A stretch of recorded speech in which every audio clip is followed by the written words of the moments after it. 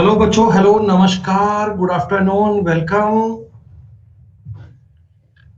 नमस्कार भैया, नमस्कार। जय हिंद, जय भारत। बेटा सारे बच्चे एक बार कंफर्म कर दो, आप तक मेरी आवाज ठीक से आ रही है? ऑडियो वीडियो सब बेहतरीन चल रहा है? क्लास पढ़ने में आपको मजा आ रहा है बेटा? टकाटक चल रहा है जी। तो बेटा हंसते खेलते अपन पहुंच चुके हैं परसेंटेज के अंतिम दौर में। परसेंटेज के आखिरी दौर में आ चुके हैं अपन। आप लोगों ने परसेंटेज में कई बातें पढ़ ली बेटा। लगभग हर एक प्रकार के सवाल हम कर चुके हैं, लगभग हर एक प्रकार की बातें हम समझ चुके हैं। भाई कह रहा आज अलग अलग से लग रहे हो। अलग अलग भैया, शेविंग वेविंग करवा दी है, खर्चा कर दिया गया सुबह सुबह भैया, पानी की तरह पैसा बहा दिया गया, कोई दिक्कत नहीं है। चमकेंगे क्यों नहीं भाई?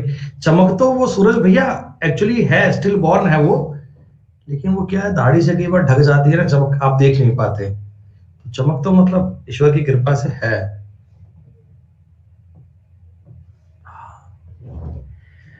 अच्छा भैया चलो, सब बातों का हाँ भैया, खर्च करोगे तभी तो पैसे आएंगे। बिल्कुल मेरे भाई, जीवन का सिद्धांत ये बनाओ कि खर्च करो, कमाना खुद आ जाएगा। मेरे घर वाले मुझसे कहा करते हैं अक्सर, पापा बोलते हैं भी तू खर्चा कम किया कर, तू इतना खर्चा करता है, तेरा हाथ बहुत खुला है, तू खर्चा ज्यादा करता है, खर्चा कंट्रोल किया कर।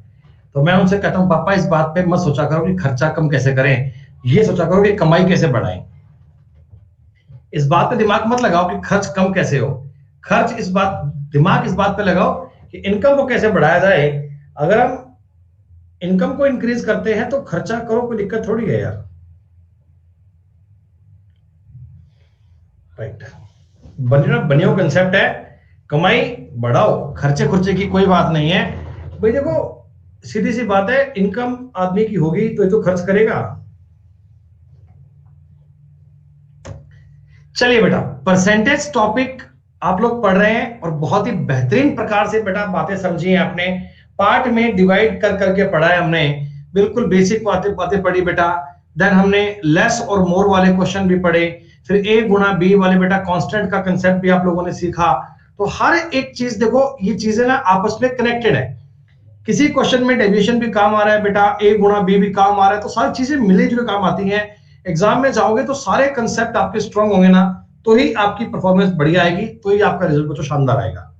कल क्लास में हमने आखिर में आपको एक शीट दी थी जिसमें 2-3 बेटा 5 सवाल आई थिंक थे इनकम टैक्स वाले,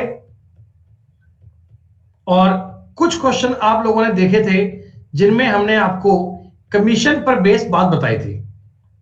बेटा मैंने कहा था कि इन क्वेश्चंस को तुम डायरेक्टली करने की बजाय ना, पूरा क्वेश्चन करने की बजाय ना, ये सोचना कि पूरे सवाल का डेटा ले आओ एक जैसा। तो आप लोगों ने बेटा, मैं उम्मीद करता हूं कि कुछ सवाल करने की कोशिश तो करी होगी, थोड़ा बहुत आपने अटेम्प्ट सा किया होगा सवाल करने का। कुछ बने कोई बात नहीं, नहीं बने कोई बात नहीं, लेकिन आपने कोशिश तो करी होगी ना। चलिए ठीक है, मैं बेटा एक बार बात कर लेता हूं। देखो सवाल नंबर 5 तक की अगर बात करूं ना, ये सवाल थे इनकम टैक्स वाले। ये जो स्टार्टिंग के 5 क्वेश्चन थे इनकम टैक्स वाले, कि ये सबके क्लियर है? स्टार्टिंग के 5 क्वेश्चन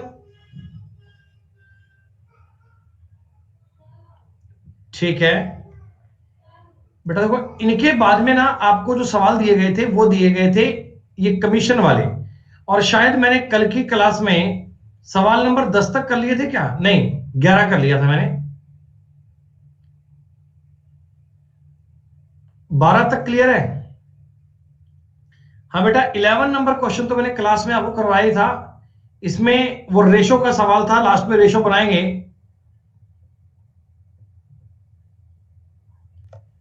बेटा प्रीति एक बार ना ऐप को आप हटाकर दोबारा इंस्टॉल करो, फिर देखो शायद क्या तो सही हो जाए। दोस्तों एक बार इस सवाल को देखेंगे। 12 नंबर सवाल हुआ आप लोगों से, कभी आपसे कमाई पूछ लेगा, कभी आपसे इनकम पूछ लेगा, कुछ भी पूछ लेगा बेटा। अगर नहीं हुआ कोई बात नहीं, एक बार इस सवाल को देख लो। श्रीराम भैया, अगर बेसिक वाले कंसेप्ट आपके ठीक है तो आप यहीं से पढ़ लो, कोई दिक्कत नहीं है। अगर बेसिक वाली बातों में डाउट है तो बेटा फिर स्टार्टिंग से पढ़ के आओ। देखो आपने ये सवाल कैसे किया है, क्या करना चाहिए, एक बार मैच कर लो, कोई बात नहीं है, कल की बात की बात है बेटा। एक विक्रेता को कुल बिक्री पर 14% का कमीशन मिलता है और 16,000 से ऊपर की बिक्री पर 4.5% का बोनस भी मिलता है।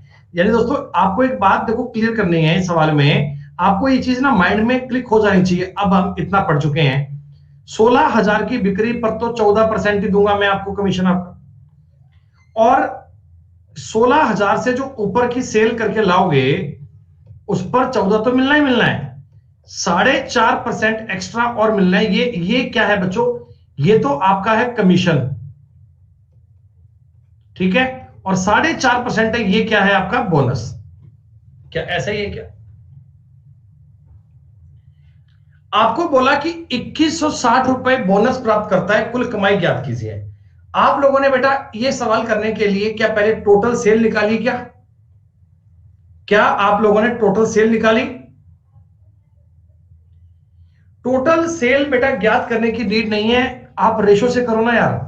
रेशो को समझो मेरे भाई, रेशो बड़ा काम की चीज है। आप मुझे एक बात बताओ, मैं एक बार आपसे चर्चा कर रहा हूं 16,000 से ऊपर, 16 से कम की तो बात नहीं कर रहे, एक बार तुम 16 के ऊपर देखो। इसमें तुम्हें पता है कमीशन और बोनस दो चीजें मिलती हैं, 14 और 4.5 के रेशो में मिलती हैं क्या? इस बात में तो कोई दिक्कत नहीं है, सही है। अब अगर मैं देखो इसमें से 14 कमीशन है और 4.5 बोनस है, जितना पैसा मिलेगा इतना परसेंट कमीशन, इतना परसेंट मिलेगा बोनस। अगर मैं इन दोनों का रेशो बना लूं, देखो काट के 10 कर लेता हूं, इधर 9 कर लेता हूं, इधर 2 कर लेता हूं, तो 28:9 बन जाएगा क्या? बोलो हाँ, ठीक है। तो दोस्तों आप मुझे एक बात बताओ, ये 2160 रुपए बोनस है, ये 2160 रुपए अगर 9 की वैल्यू है, क्या तुम 28 की वैल्यू ज्ञात कर सकते हो? 2160 अगर 9 की वैल्यू है तो 28 की ज्ञात कर लो। हमने किया 9 दूनी 18, 9 चौका 36, ये लो जी, हो गया बेटा। यानी आपने जो कंसेप्ट सीखा, आपने जो बात पढ़ी ना, आपको यह समझ में आ गया कि मुझे 16,000 से ऊपर कमीशन कितना मिला है। बोनस तो मुझे पता ही था, अगर कमीशन पता लग जाए तो बात बन जाए। तो 24 गुना 28 सब बच्चे माइंड में कर पाएंगे? इसके लिए बेटा पेन उठाने की नीड नहीं है, 26 के स्क्वायर में से 4 कम करना है, 672, 6720। आपसे पूछा गया टोटल कमाई कितनी होगी, टोटल कमाई। बच्चों मेरी बात समझना, 16,000 का 14% करूंगा, 224 22 आएगा, इतना 6720 रुपए आपका ये कमीशन आ गया, और बेटा 2160 रुपए आपका बोनस आ गया। टोटल कमाई आपकी ये होनी चाहिए, this is the total income आपकी। 0 4 तो 6 और 6 12 का 1 हासिल, 3 7 10 और 1 11 का 1 हासिल, 3 9 और 2 11, 120, ये उत्तर आ गया। हम टोटल इनकम को ज्ञात नहीं करते बेटा तो भी सवाल बन जाता, और ये हमने टोटल इनकम किए बिना ही सवाल ज्ञात किया है, चेक हो जाएगा।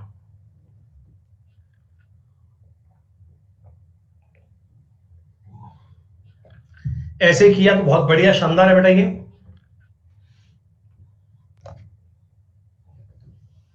13 नंबर बेटा सवाल बताओ, कर लिया या करें?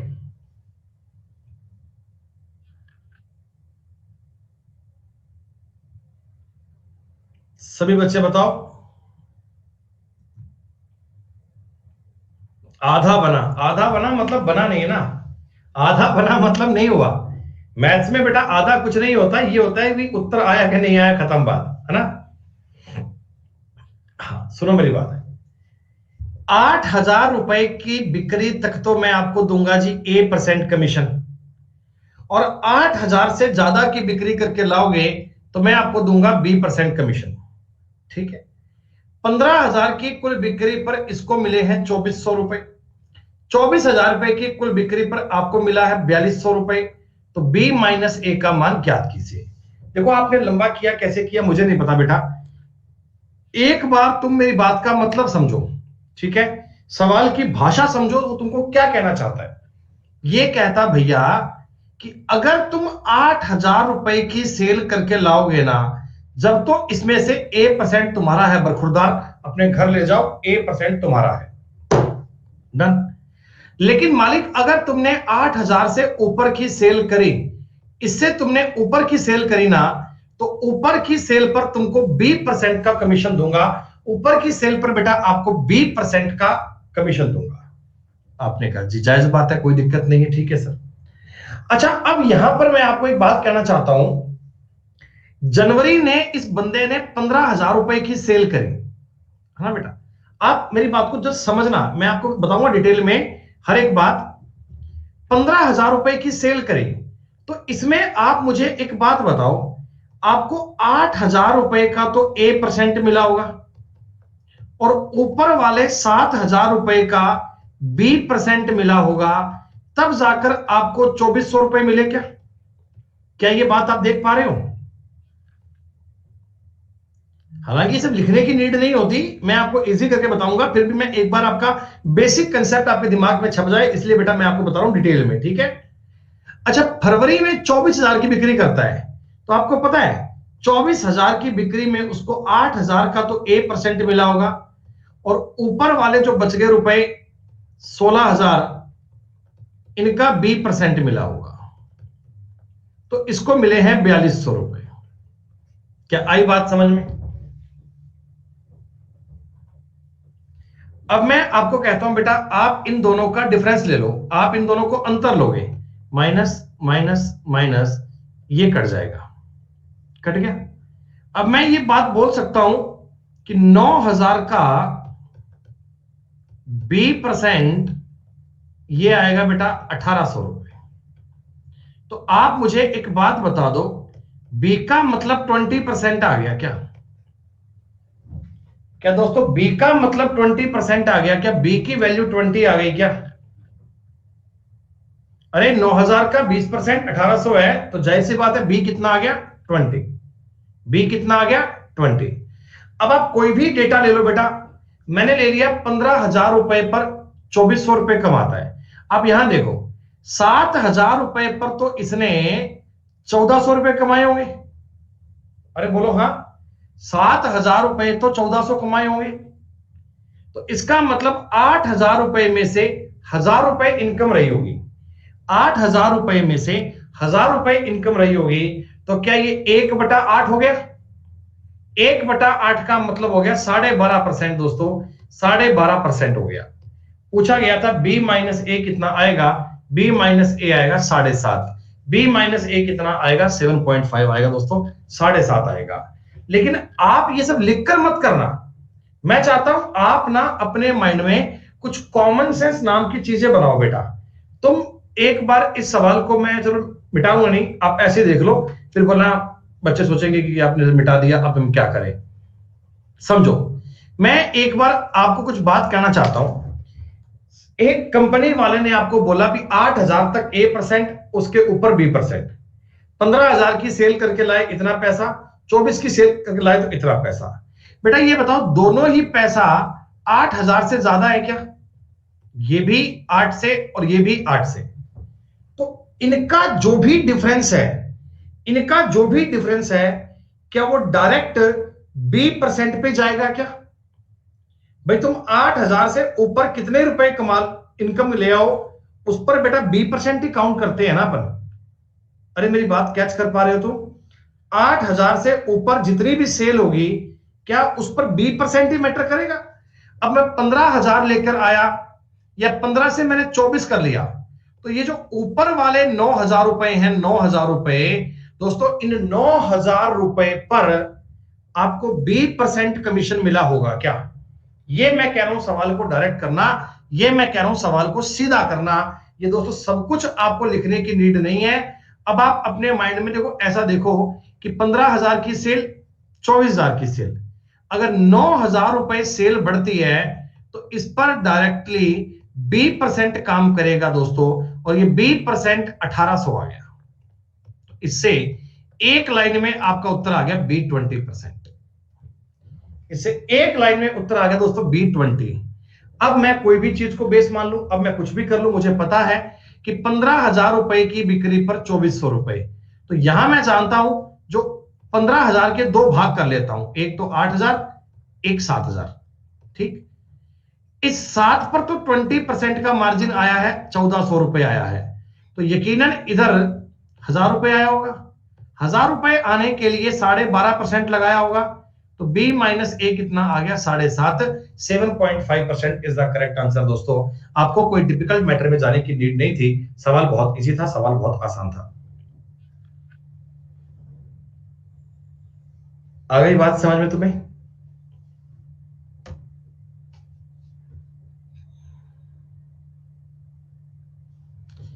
एक बार 14 नंबर सवाल की लैंग्वेज को पढ़ो। एक कंपनी अपने विक्रेता को कुल बिक्री पर 9% का कमीशन देती है। ठीक है, कुल बिक्री पर 9% का कमीशन देती है। यदि वह विक्रेता को निर्धारित 4,000 रुपए देती है और 10,000 रुपए से ज्यादा की बिक्री को 3% का कमीशन देती है, तो विक्रेता को 700 रुपए ज्यादा मिल जाते हैं। ज्ञात कीजिए उसने कुल कितनी बिक्री की। सिर्फ एक बार मुझे इतना पढ़ के बता दो कि लैंग्वेज में तुमको क्या समझ में आ रहा है, ये तुम्हें बात समझ में आ रही क्या?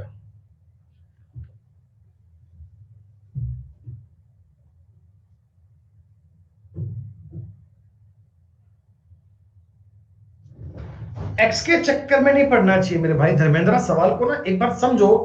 देखो, इस सवाल में ना मैं आपको अगर समझाऊं बेसिक वाली बात बेटा, दो सिनेरियो हैं इस क्वेश्चन में ना, दो सिनेरियो हैं, दो बातें हैं। क्या है? एक तो कंपनी ने आपको यह बोला कि भाई जितनी भी सेल करके लाएगा, जितनी भी सेल करके लाएगा, उस सेल का 9% कमीशन ले लेना, साफ सुथरा, बिना कोई डाउट के। जितनी भी कमाई करके लाएगा, जितनी भी सेल करके लाएगा ना, उसका 9% तेरा हो गया, साफ सुथरा। बंदे ने कहा सर ये तो बात ठीक है, लेकिन साहब अगर मान लो सेल कम होती है, सर मेरी तो मजदूरी बन ही नहीं पाएगी, मेरा तो रोजगार नहीं चल पाएगा, मैं क्या करूं? तो उसको कंपनी ने एक ऑफर और दिया। उसको कंपनी ने एक ऑफर और दिया। कंपनी क्या बोली? भाई एक तो तू अपनी 4,000 रुपए निश्चित सैलरी ले ले। 4,000 रुपए निश्चित क्या ले ले? सैलरी। और 10,000 से ऊपर की बिक्री पर, 10,000 तक तो कोई कमीशन नहीं है, कोई टेंशन नहीं है। 10,000 से ऊपर की बिक्री पर आपको 3% का कमीशन भी देंगे, 3% का कमीशन भी दे देंगे। इस प्रकार की डील कर ले। दो अलग अलग सिनेरियो है बेटा, दोनों को तुम समझ के चलो। तुम एक कंपनी के पास गए, तुमने कहा भैया मैं तुम्हारी सेल्समैन ही करूंगा, तुम मुझे बताओ क्या दोगे?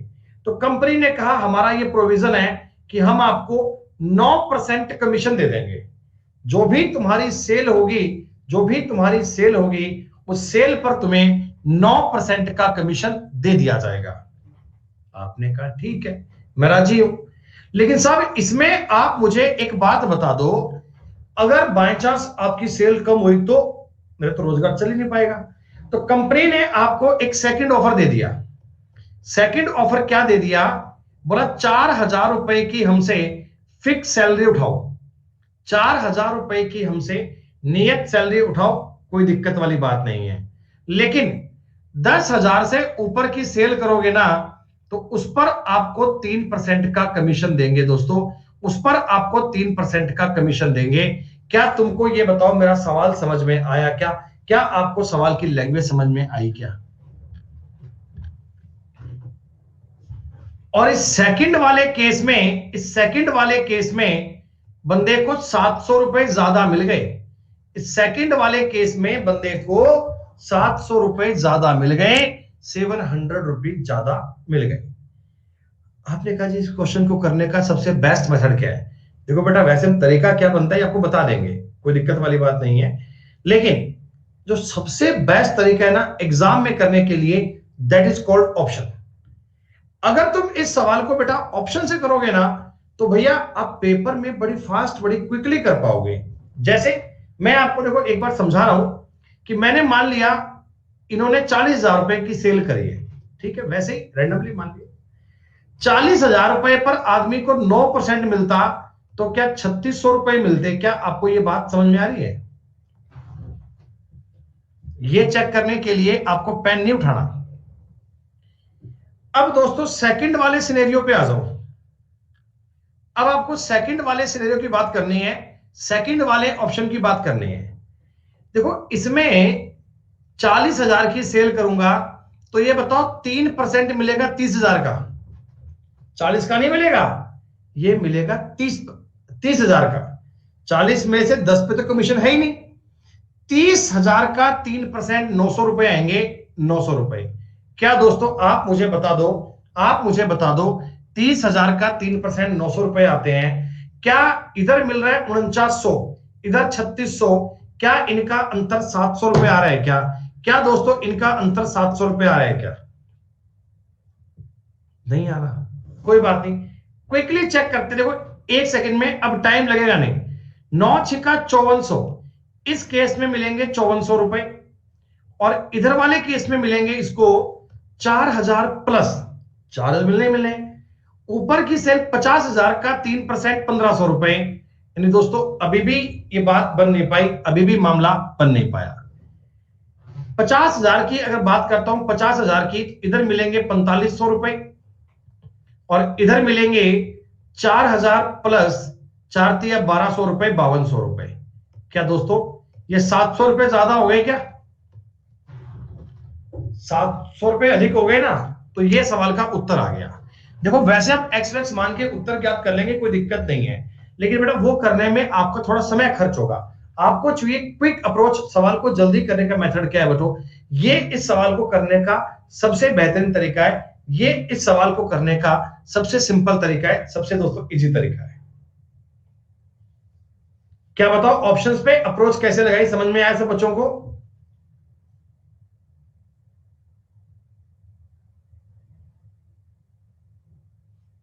अरे मेरे भाई पहले आप मुझे इतना बता दो, जो सिनेरियो है वो तो क्लियर है ना, कि आपको दो अलग अलग केस देखने हैं, आपको दो अलग अलग केस देखने हैं।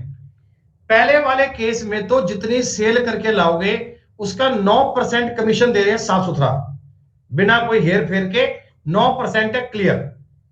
दूसरे केस में 4,000 रुपए तो फिक्स सैलरी है, 4,000 रुपए तो फिक्स सैलरी है, और 10,000 से ऊपर की सेल पर 3% का कमीशन है। 10,000 से ऊपर की सेल का 3% कमीशन है,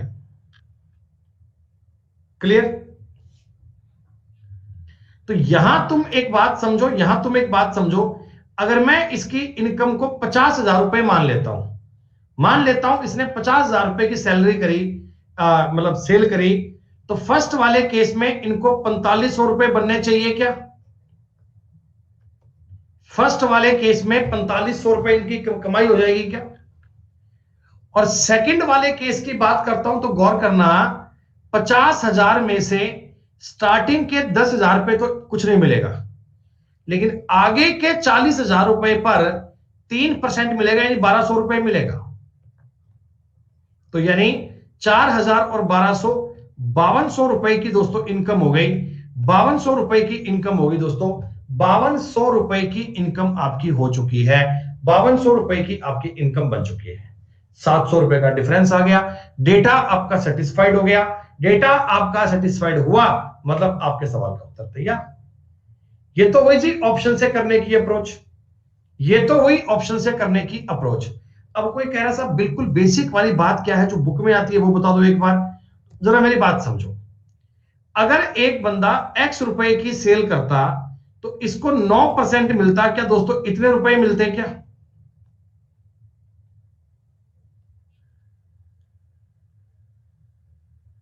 इतने मिलेंगे। अच्छा, और दूसरे वाले केस में क्या होता है? दूसरे वाले केस में 4,000 रुपए तो आपको सैलरी मिलनी है, प्लस x माइनस 10,000 रुपए, जो ऊपर वाले रुपए हैं वो, इनका तुमको मिलना है 3%। बोलो, x माइनस 10,000 का मिलना है तुम्हें 3%। और दोस्तों ये ज्यादा है एक्चुअल में, ये कम है, और ये बराबर है 700 रुपए के। ये किसके बराबर है? 700 रुपए के। यानी ये चीज मैं अगर आपको लिख कर दूं साफ सुथरी, आप ये मान सकते हो कि 4000 प्लस 3x बटा 100 माइनस 100 माइनस 9x बटा 100 बराबर 700। नहीं, बहुत मुश्किल तो नहीं है, 2-3 लाइन में यहां भी सॉल्व हो जाएगा, ऐसा कोई दिक्कत वाली बात नहीं है। कंसेप्ट ये है कि आपको सवाल पढ़ना आना चाहिए बेटा। मेजर बात ये है कि आपको ना, क्या हो गया 300,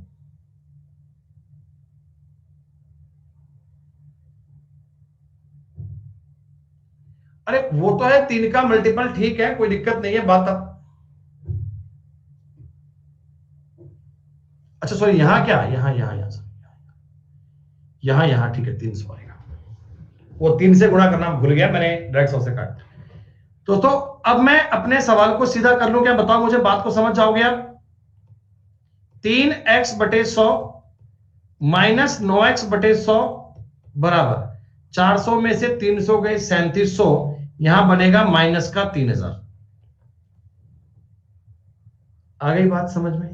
हो गया पॉइंट क्लियर? अब तुम इस डेटा को सॉल्व कर लो, आपके साथ उत्तर तैयार है, उत्तर 50,000 ही आएगा। लेकिन ऐसा करने में समय खर्च होगा मेरे भाई।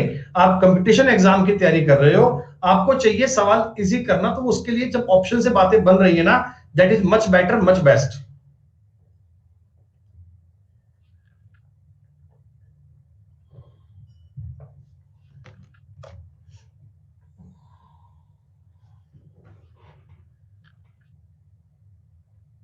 ये सवाल तो आपने कर लिया होगा बेटा, ये तो पुराने वाला सवाल है, रिपीटेड क्वेश्चन है बेटा।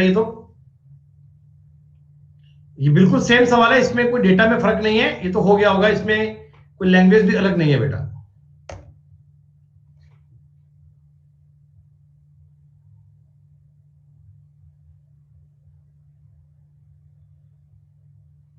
ये मैंने आपको एक सवाल करवाया था ना, बी माइनस ए वाला, याद है? ये क्वेश्चन मैंने आपको भी करवाया था, बी माइनस ए वाला। हाँ, देखो इसमें ना तुम डायरेक्टली समझो, 6,000 रुपए का सामान लिया तो टैक्स आपने किया पे 320 रुपए, लेकिन 12,000 का सामान लिया तो आपने टैक्स लिया 680 रुपए। तो आप मुझे एक बात बता दो, ऊपर वाले 6 पर y% टैक्स पड़ा होगा क्या? तो 6,000 से ऊपर 12,000 पे गया, ऊपर वाले 6,000 पर टैक्स पड़ा होगा y% का, और y% का जो टैक्स पड़ा है ये 360 के बराबर है क्या? क्या दोस्तों y का मान 6 आ गया क्या?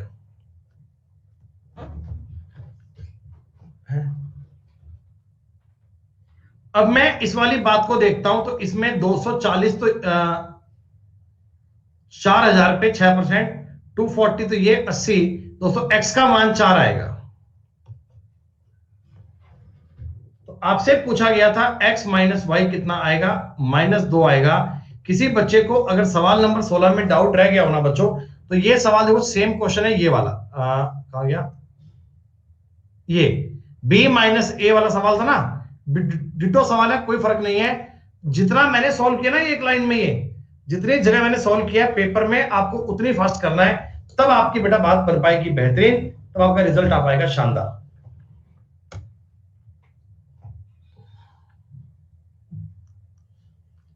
ये क्वेश्चन हो गया होगा क्या?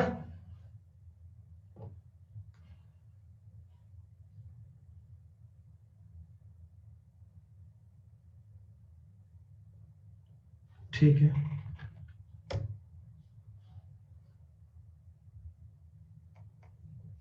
अठारह 20 सवाल है से।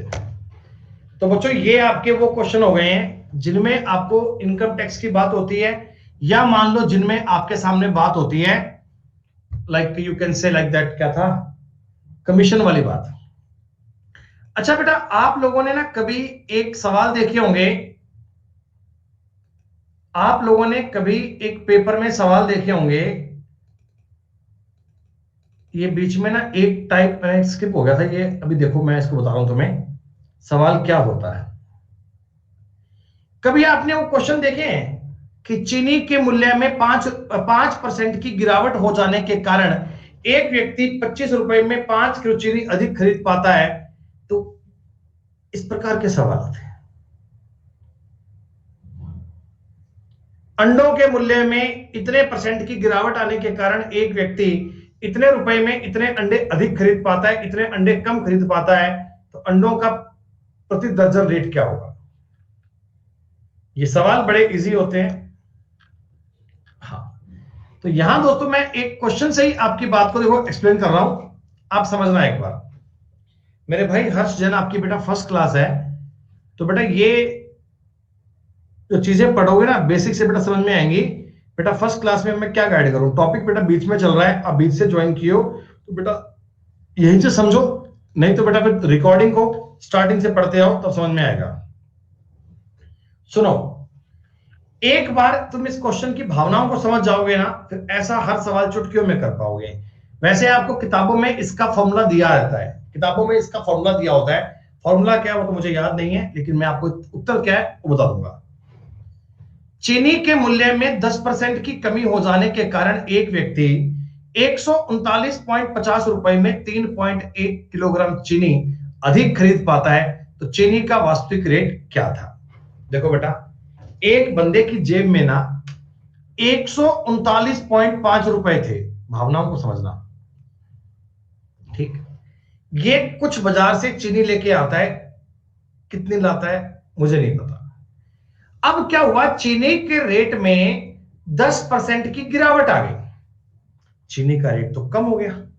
जब चीनी का मूल्य कम हो गया तो बेटा बताओ उतने रुपए में चीनी ज्यादा आएगी ना, है भाई? आपने पैसे उतने ही खर्च करने हैं। आपने कहा भैया मेरे को घर वालों ने कहा है 139.5 रुपए की चीनी लानी है, दुकानदार ने कहा नालायक सस्ती हो गई, तो आपने कहा ज्यादा डाले, पैसे नहीं बचाऊंगा भाई साहब, पैसा खूब खर्च करना है, 139.5 रुपए खर्च करके जाऊंगा, चीनी ज्यादा आएगी तो ज्यादा डाल दे।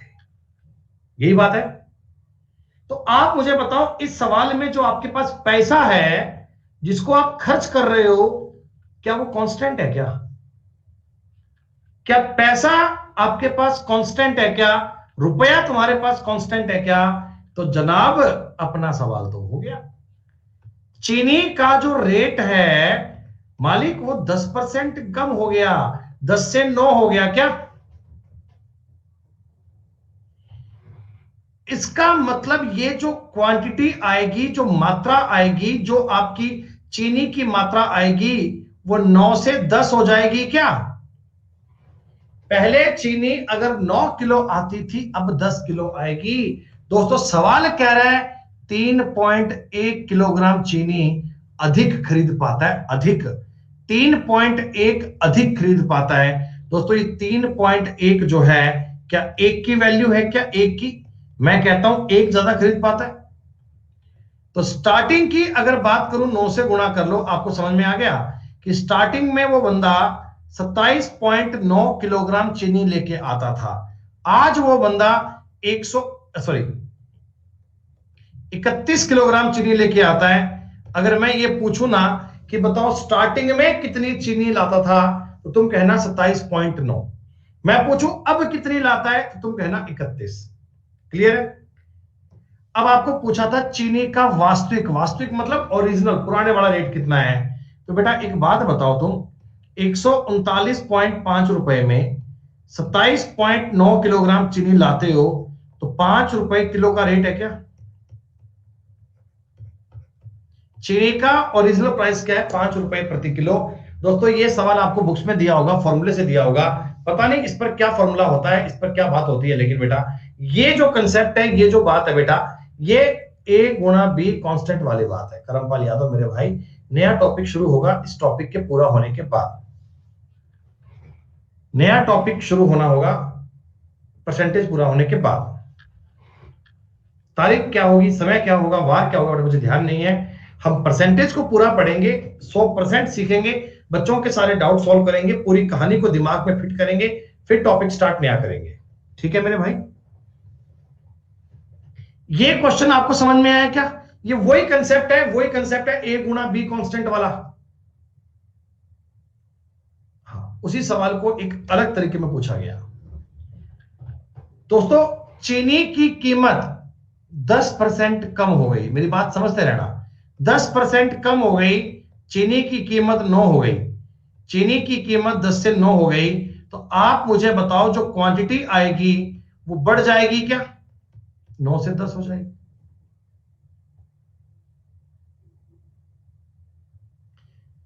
बंदा कहता जी 270 रुपए में 5 किलो चीनी ज्यादा खरीद पाता है। अरे मेरे भाई, इसका मतलब स्टार्टिंग में वो 45 किलो खरीदता होगा और अब 50 किलो खरीदता होगा क्या? बताओ भाई, एक की वैल्यू 5 के बराबर है तो 45 और 50 हो गया।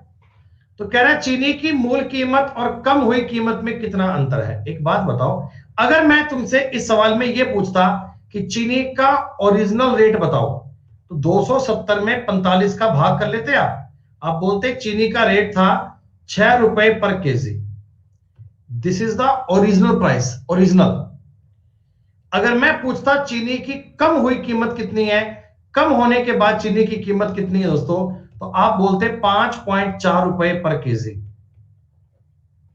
अगर मैं इन दोनों का अंतर पूछता हूं तो 60 पैसे का है, लेकिन आपको एक एक स्टेप ट्रांसपेरेंट होना चाहिए, आपको एक एक स्टेप समझ में आना चाहिए।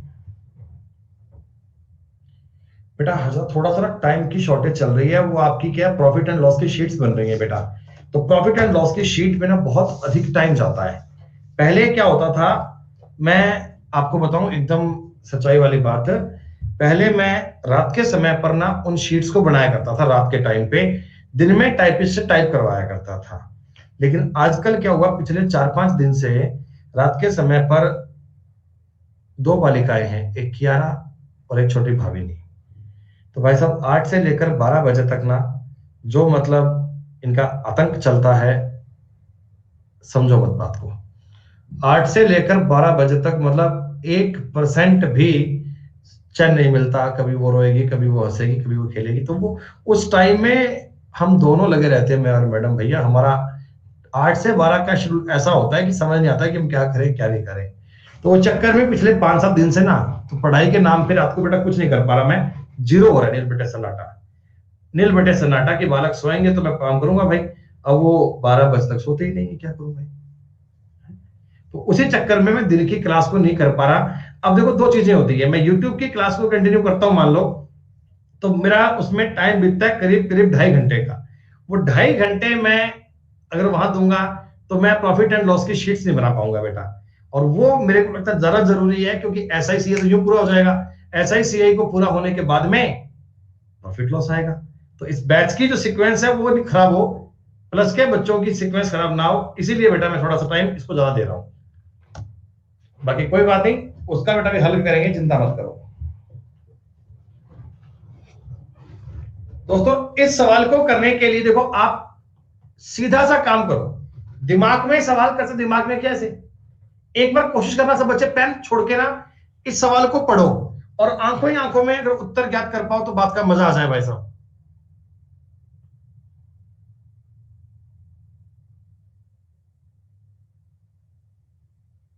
क्या उत्तर आ गया क्या?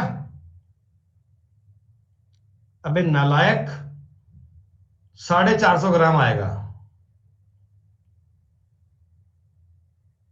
400 ग्राम वालों, आंखों ही आंखों में उत्तर आना चाहिए भैया।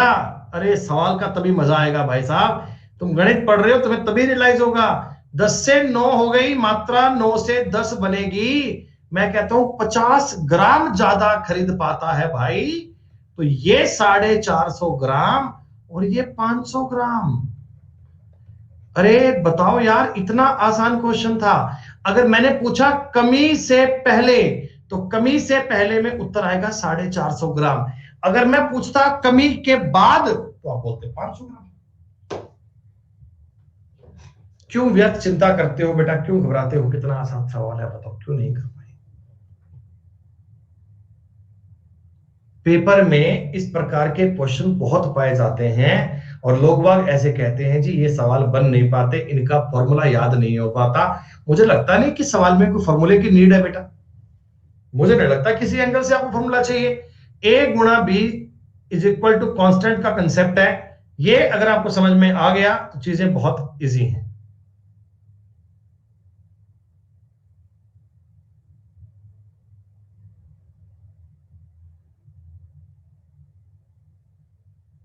हाँ वही कंसेप्ट बेटा, चीज को पूछा अलग अंदाज से है। धर्मेश भैया मैं तुम्हें बताऊं, एक्चुअल में रियल में ना वास्तव में फॉर्मूला होता क्या है मुझे भी याद नहीं है, क्योंकि बेटा मैंने फॉर्मूला कभी पढ़ा ही नहीं यार। ना मेरे मास्टर ने मुझे पढ़ाया और ना मैंने फॉर्मूला सीखा, तो मुझे फॉर्मूला आता ही नहीं भाई। जो बात मैंने पढ़ी नहीं मुझे कैसे पता होगी। तो एक्चुअल में मेरे को फॉर्मूला याद नहीं है।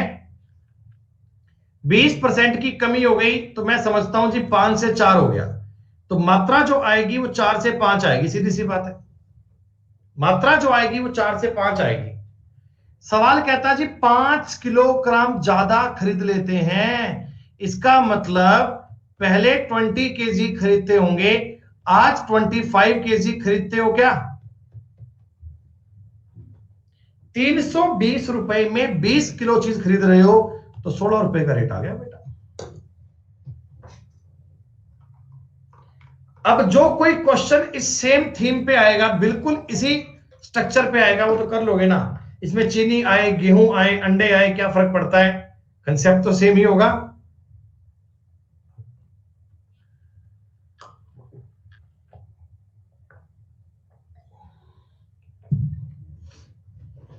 सिर्फ पढ़ के बताओ, कर लोगे ना? आग मत लगाओ भाई, आग मत लगाओ। 10 से 9, 9 से 10, 225, 1 रुपया रेट आ गया, 1 रुपया।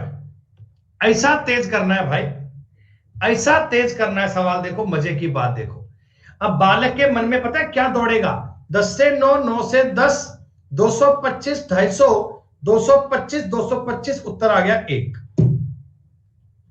ये जो मैंने कहानी से पढ़ी आपको ये समझ में आ गई? कहानी में क्या बोला मैंने? 10 से 9, 9 से 10, 225, 250, उत्तर आ गया 1। जे बात ऐसे भैया, तुम गणित सीखो यार। तुम कह रहे हो गणित बड़ी मुश्किल है, मैं कह रहा हूं गणित बड़ी आसान है। इसमें कर दूं 5 से 4, 4 से 5, 4 से 5, 5 से 4, कीमत हो गई 5 से 4, ये कर दिया 4 से 5। दोस्तों 12.5 है, इधर आएगा 50, इधर आएगा 62.5, उत्तर आ गया 16 रुपए। फॉर्मूले से करके ट्राई कर लेना भैया, उससे भी इतनी फास्ट नहीं हो सकता। फॉर्मूले से करके एक्सपेरिमेंट कर लेना, उससे भी इतनी फास्ट नहीं हो सकता भाई।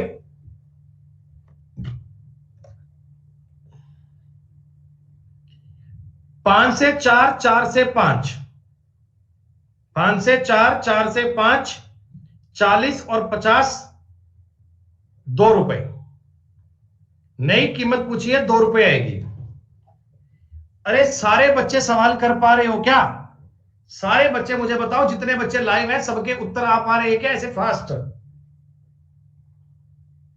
किसी का उत्तर नहीं आ पा रहा हो भैया, तो वो ऐसे कर लेना। नालायक लोग भी होते हैं, कोई नहीं कर पाते भाई।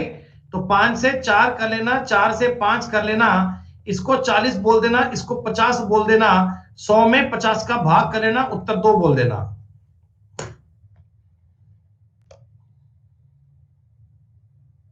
खत्म, बात हो जाएगा। 21% की कमी, किसी का रेशो याद नहीं है, कोई बात नहीं भाई। ये 100 से 79 कर लेना, कोई दिक्कत थोड़ी है। तो क्वांटिटी 79 से 100 हो जाएगी, कोई दिक्कत नहीं है भाई। इस बात से क्या फर्क पड़ता है? 3 किलोग्राम चीनी अधिक खरीद पाता है। बेटा पॉइंट की बात है, देखो 21 किलोग्राम मैं कहता हूं ये खरीद पाता है अधिक। 300 की 321 की वैल्यू आएगी क्या? अरे बोलो, 321 की वैल्यू आएगी क्या? और 100 की वैल्यू चाहिए, कितनी आ जाएगी? ये आ जाएगी बेटा 100/7। तो नई कीमत कितनी है? 7 रुपए। 9 नंबर सवाल सेल्फ करने के लिए आपके इजी क्वेश्चन है, सेल्फ कर पाएंगे आप? खत्म, बात हो जाएगा।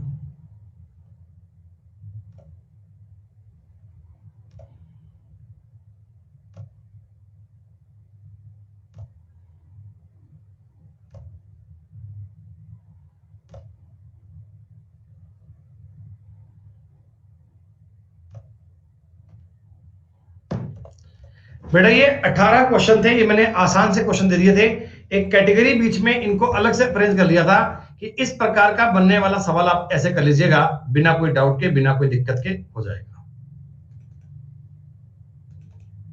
अब चलते हैं अपने एक नए टाइप पर।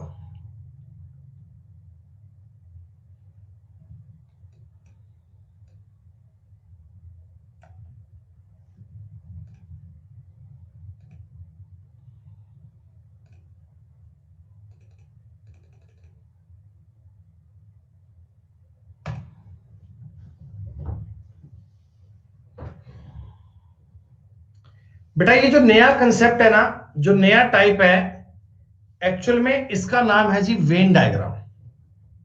It's very easy, it's very simple, बहुत बहुत बहुत इजी वाली बात होती है। इसका दोस्तों नाम होता है वेन डायग्राम। देखिए क्या ये बात है, क्या ये पॉइंट है, देखो बच्चा, आप लोग ना एक पल के लिए मान लो 100 बच्चे हैं इस क्लास में, 100 स्टूडेंट है इस क्लास में, एक पल के लिए कंसेप्ट समझना, कंसेप्ट क्या है, बात क्या है। तो अब क्या हुआ बच्चों, मैंने ना आपका एक पेपर लिया जिसमें 2 सब्जेक्ट दिए, एक तो मैंने आपको सब्जेक्ट दिया मैथ्स और एक मैंने आपको सब्जेक्ट दिया रीजनिंग, ये था। तो अब क्या हुआ, आप जानते हो बेटा रिजल्ट की पॉसिबिलिटी क्या क्या बनती है। कुछ बच्चे ऐसे होंगे जो मैथ्स और रीजनिंग दोनों में पास कर जाएंगे, जो हमारी क्लास को डेली पढ़ते हैं, वो फेल नहीं हो सकते। कुछ बच्चे मैथ को तो पास करेंगे, रीजनिंग में फेल हो जाएंगे। कुछ बच्चे रीजनिंग में फेल पास होंगे और मैथ्स में फेल होंगे, और कुछ बच्चे दोनों विषयों में फेल हो जाएंगे। रिजल्ट यही बनेगा भाई, और तो कुछ संभव ही नहीं है। आपने एक पेपर लिया, आपने एक एग्जाम दिया, तो उसमें पॉसिबिलिटी क्या क्या निकल के आती है। एक बालक दोनों विषयों में पास हो गया, एक बालक मैथ में पास, रीजनिंग में फेल, कुछ मैथ में फेल, रीजनिंग में पास, और कुछ दोनों में फेल। ठीक, अब मैं आपको ये डेटा बता रहा हूं कि 50 बच्चे ऐसे थे जो मैथ्स और रीजनिंग दोनों में पास है, जो मैथ में भी पास है और रीजनिंग में भी पास है। ठीक, बच्चों 15 बच्चे ऐसे हैं जो मैथ में तो पास है, मैथ में तो पास है, रीजनिंग में बात नहीं बन पाई। 20 बच्चे ऐसे हैं जो रीजनिंग में तो पास हैं और मैथ्स में ये फेल हो गए भाई साहब, मैथ में ये फेल हो गए, मैथ में ये फेल हो गए। और 15 बच्चे ऐसे हैं जो दोनों विषयों में फेल हो गए। ठीक है, टोटल बच्चे 100 है ना क्लास में। ये मैंने आपको दोस्तों रिजल्ट दे दिया, ये मैंने आपको बात बोल दी। अब क्या हुआ, जब हम क्लास में ऑडिट के लिए गए मान लो, तो जो मैथ्स के सुपरवाइजर हैं वो आए, उसने पूछा कि ये बताओ मैथ्स में कितने बच्चे पास हुए हैं। तो 65 बच्चों ने हाथ उठाया कि हम लोग मैथ में पास हैं। पूरी क्लास में से 65 बच्चों ने हाथ उठाया, बोला गुरुजी हम लोग मैथ में पास हैं। क्या ये बात सही है क्या भाई? उसने पूछा कि बताओ कितने बच्चे मैथ में पास हैं, तो 65 बच्चों ने हाथ उठाया कि साहब हम तो मैथ में पास हैं, साहब हम मैथ में पास हैं। इनके हाथ नीचे करवाए। फिर पूछा कि बताओ अब रीजनिंग में कितने बच्चे पास कर गए, तो अब की बार 70 बच्चों ने हाथ उठाया कि सर हम लोग रीजनिंग में पास हो गए, हम लोग रीजनिंग में पास हो गए। दोस्तों अब मैं जो टोटल बच्चे पास मानता हूं ना, देखो वो तो 85 है। 15 तो ये नालायक दोनों में फेल हो गए, इनको तो कोई पूछता ही नहीं है, इनका तो कोई नाम ही नहीं आता भाई साहब, इनको तो डब्बे में डाल दो, ये तो किसी काम के नालायक, किसी काम के नहीं, छोड़ दो इनको। अब एग्जामिनर बैठा सोच रहा है कि क्लास में 85 बच्चे तो सारे ही थे, 65 मैथ में पास हो गए, 70 रीजनिंग में पास हो गए, ऐसा भला कैसे पॉसिबल है, ऐसा भला कैसे पॉसिबल है। तो उसको एक आदमी मिला, उसने बताया कि भाई तू एक काम कर, तू ना मैथ्स और रीजनिंग को जोड़कर उसमें से ये टोटल कम कर दे, मैथ्स और रीजनिंग को जोड़कर उसमें से ये टोटल कम कर दे तो ये क्या 50 आ गया क्या? ये 50 लोग पता है कौन है? ये 50 लोग पता है कौन है? ये 50 लोग ऐसे हैं जो दोनों विषयों में पास कर गए, जो दोनों विषयों में पास कर गए, और बाकी के आप यहां लिख दो। हमें पेपर में यह बात चेक करनी होगी कि दोनों विषयों में पास कितने लोगों ने किया है। तो हम क्या करेंगे, इन सब्जेक्ट को जोड़ के टोटल में से कम कर देंगे। मन में एक डाउट आया, सर टोटल में से कम क्यों किया? तो बेटा मैंने कम इसलिए किया है, देखो 50 लोग इधर भी शामिल थे, 50 लोग इधर भी शामिल थे, वो दोनों जगह शामिल थे, इसलिए मैंने वो दोनों का अंतर चेक करने के लिए काम किया था, ये बात को सॉर्ट आउट करने के लिए काम किया था। बच्चों के बड़े कमेंट आ रहे थे कि सर ये टाइप तो बड़ा मुश्किल है, सर ये सवाल तो बड़े मुश्किल है, सर वेन डायग्राम तो हम कर ही नहीं पाते हैं।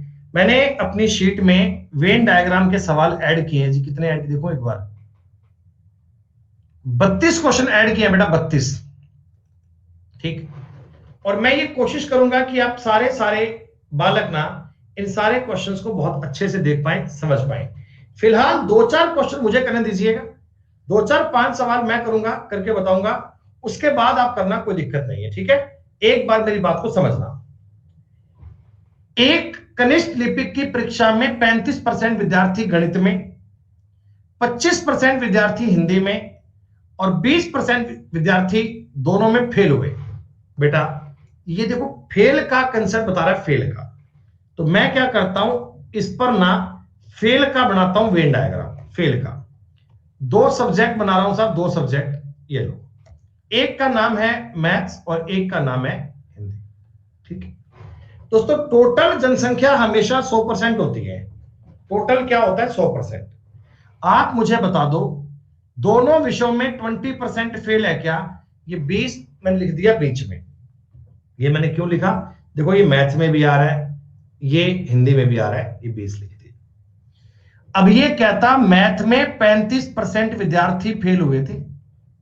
दोस्तों ओनली मैथ नहीं बोला, only word is the most important word. तो आप मुझे बताओ मैथ में 35 हुए थे, मैं मैथ में 20 तो ले चुका हूं ऑलरेडी, 15 और आएगा क्या? 15 भाई 15 ही तो आएगा, और हिंदी वाले सर्किल में आने चाहिए 25, तो इस पॉइंट पर 5 आएगा। तो कुल मिलाकर आपको एक बात समझ में आ गई कि ना क्लास में 40% विद्यार्थी ऐसे हैं जो या तो किसी एक विषय में पास है, या फेल है, या दोनों में फेल है। तो इसका मतलब बाकी के जो 60% बच गए, ये दोनों विषयों में पास है क्या? अरे बाकी के जो 60% बच गए, ये दोनों विषयों में पास होंगे। तो टोटल विद्यार्थी कितने आएंगे दोस्तों? टोटल विद्यार्थी आएंगे 600। मुझे नहीं लगता ये सवाल किसी भी फेज से बहुत मुश्किल था। कह रहे कि साहब ये वेन डायग्राम बड़ा मुश्किल था, कहां मुश्किल है भाई, ये तो बड़ा सिंपल है। अंकुर तिवारी 360 कैसे आया, इस मामले में अभी जांच जारी है, इस मामले में अभी कोशिश हो रही है, जैसे ही पता लगेगा हम आपको बता देंगे। सीबीआई को लगा रखा है, एनआईए आ रखी है भाई। देखो आप ना एक बात को नोटिस करना कि वेन डायग्राम बनाऊं किस चीज का। अगर तुम्हें ये वाली बात क्लिक हो गई ना कि वेन डायग्राम किस चीज का बनाऊं, फिर आपको देखो चीजों में कोई दिक्कत नहीं है। आप एक बात को समझो, कंटेंट को पढ़ता हूं, कुछ विद्यार्थी इंग्लिश में और कुछ विद्यार्थी मैथ में, 2 सब्जेक्ट हैं। अरे रुक जा अभी, रुक जा एक मिनट। 70% विद्यार्थी अंग्रेजी में उत्तीर्ण और 65% मैथ में उत्तीर्ण।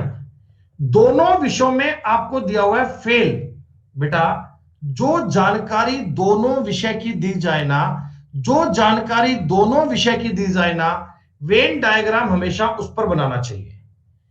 जो जानकारी दोनों सब्जेक्ट की दी जाए ना, दोनों की दी जाए ना, वेन डायग्राम हमेशा उसका बनाओ जो दोनों के लिए बताया जाए, उसका बनाओ। इससे आपका सवाल बन जाएगा तुरंत, इससे आपका सवाल बन जाएगा सेकंडों में। प्यारे मित्रों, प्यारे दोस्तों, अंग्रेजी में 70% विद्यार्थी पास हुए थे तो 30% फेल हुए थे क्या? अरे 30% फेल हुए थे ना, तो मैं यहां 3 लिख दूं क्या? हाँ, 65% विद्यार्थी मैथ में उत्तीर्ण हुए। बच्चों 35% फेल हुए होंगे, यहां मैं 8 लिख दूं क्या? ओए होए होए होए, हो गया भाई साहब।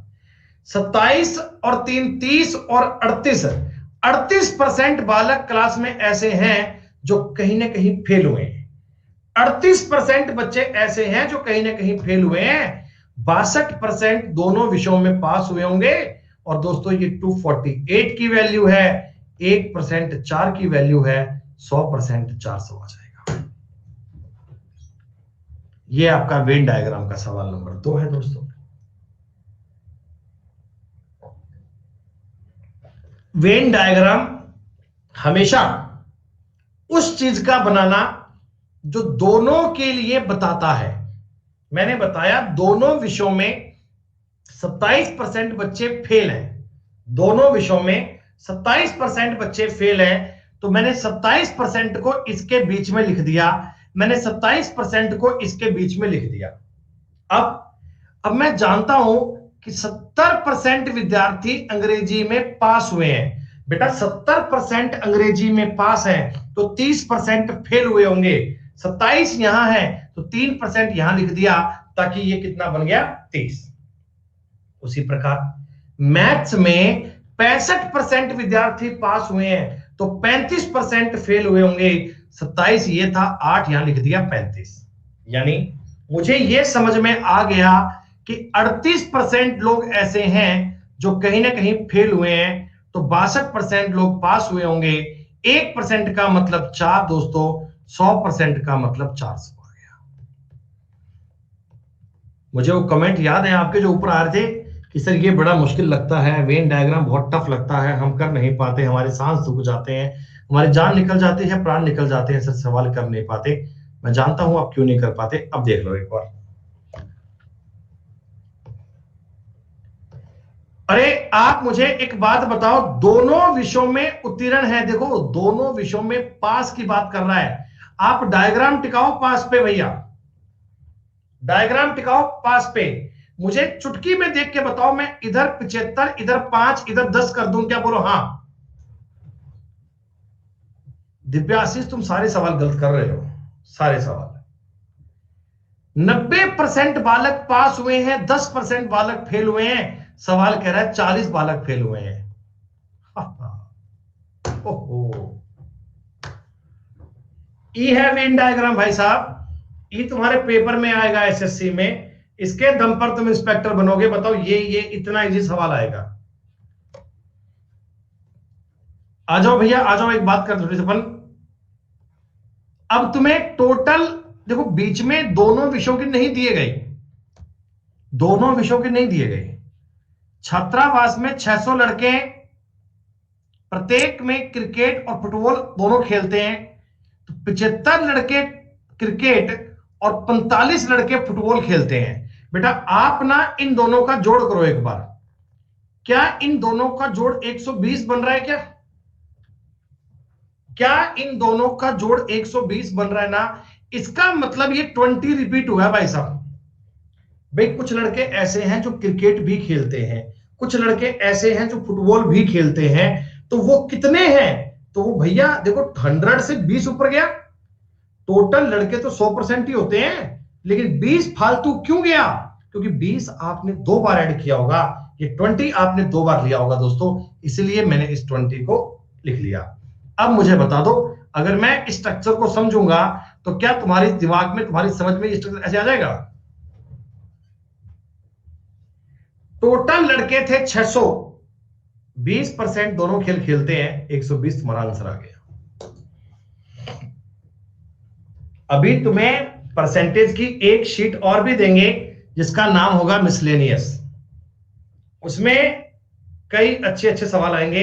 टोटल बेटा तुम्हें परसेंटेज की शीट मिल जाएंगी 12।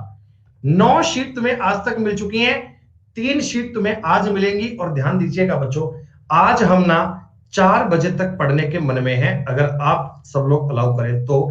हम आज 4 बजे तक पढ़ने की इच्छा में है, ताकि मैं चाहता हूं कि आज परसेंटेज को कंप्लीट कर दूं, आज परसेंटेज को बेटा पूरा कर दूं।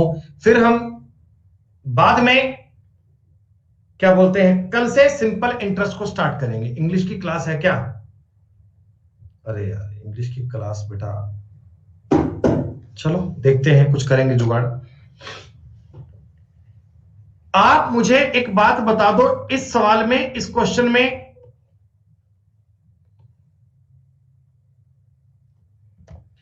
ये चीज समझ में आनी चाहिए। 72 यहां है, 44 यहां है। भैया ये 100 के पार जा रहा है। प्रत्येक कर्मचारी चाय या कॉफी जरूर पीता है। तो भैया आप मुझे बता दो, इन दोनों का जोड़ 116 बनता है क्या? अरे भैया 116 बनता है क्या? ये 16 यहां आना चाहिए, 16। और आपको कहा गया 40 कर्मचारी चाय कॉफी दोनों पीते हैं, 16% का मतलब 40 आ गया क्या है? 16% का मतलब 40 आ गया क्या? और 100% कितना आएगा? 40/16 गुणा 100 दोस्तों, उत्तर आ जाएगा 250। पेन उठाना भी सवाल में पाप है बच्चों, पेन उठाना भी पाप है। सिर्फ यूं निहार करना, गौर कर। 72, 44, 116, 16% का 40, और ये उत्तर आ गया 10% का मतलब 2.5। काम खत्म।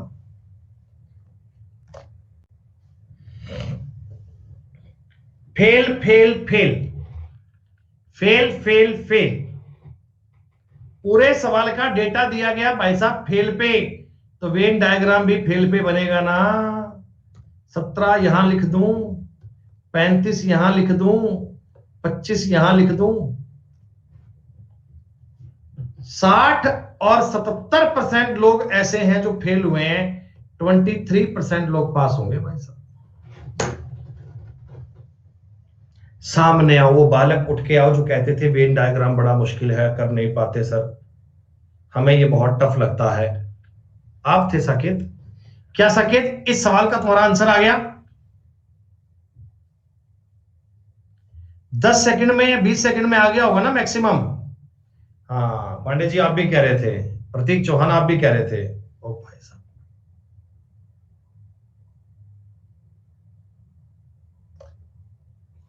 पूरे परसेंटेज का सबसे आसान है ये वही सवाल है 250 वाला।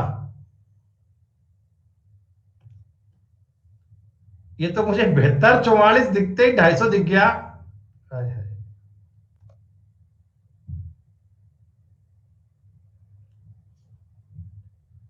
90, 85 दोनों में, तो भैया आप जानते हैं 90 और 85 होते हैं 175। तो इधर आएगा 75, इधर आएगा 15, इधर आएगा 10, ऐसा। 75% का मतलब है जी 150, टोटल वाला आएंगे 200। कितने सवाल करवाऊं वैसे तुम्हें? कुछ टफ देखता हूं, जिनमें 3 सब्जेक्टों को देखता हूं कुछ।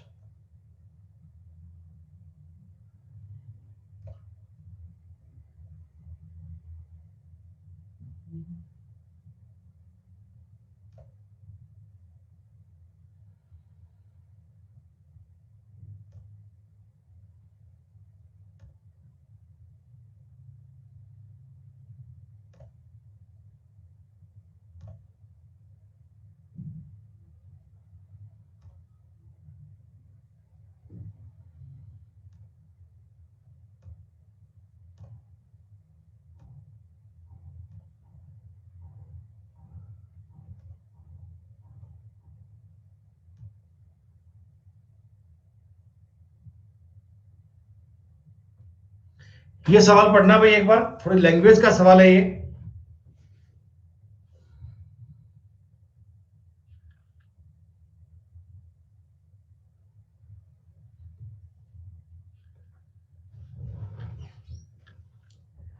80 बच्चों की एक कक्षा में 45% बच्चे हिंदी बोलते हैं, 40% बच्चे केवल अंग्रेजी बोलते हैं। बच्चों एक बात ध्यान दे लीजिएगा, एक बात पे गौर कर लीजिएगा, मैंने हिंदी के आगे ओनली वर्ड नहीं लगाया है, इंग्लिश के आगे लगाया हुआ है।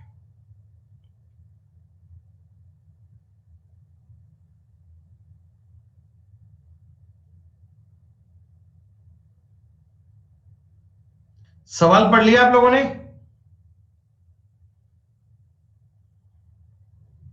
अब देखो इस क्लास का माहौल क्या है, इस क्लास का माहौल क्या है बच्चों, इस क्लास में ना 80 बच्चे हैं, ठीक है।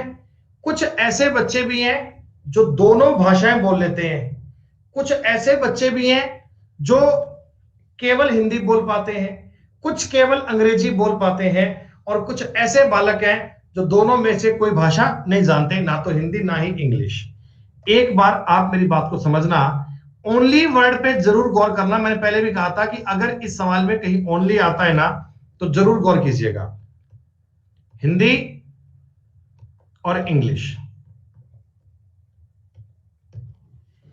40% केवल अंग्रेजी बोलते हैं, 40%, यहां बोल दूं क्या 40%? अरे बोलो हाँ। अच्छा, दोनों भाषाओं को बोलने वाले बच्चे मैं एक बार X% मान लूं क्या? दोनों भाषाओं को बोलने वाले बच्चे X% मान लूं क्या?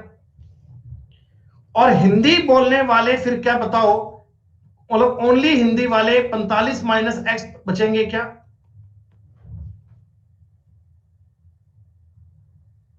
बातें समझ में आ रही है? देखो अंग्रेजी के साथ ओनली वर्ड अटैच था, हिंदी पे नहीं है, इसीलिए मैंने ऐसा किया।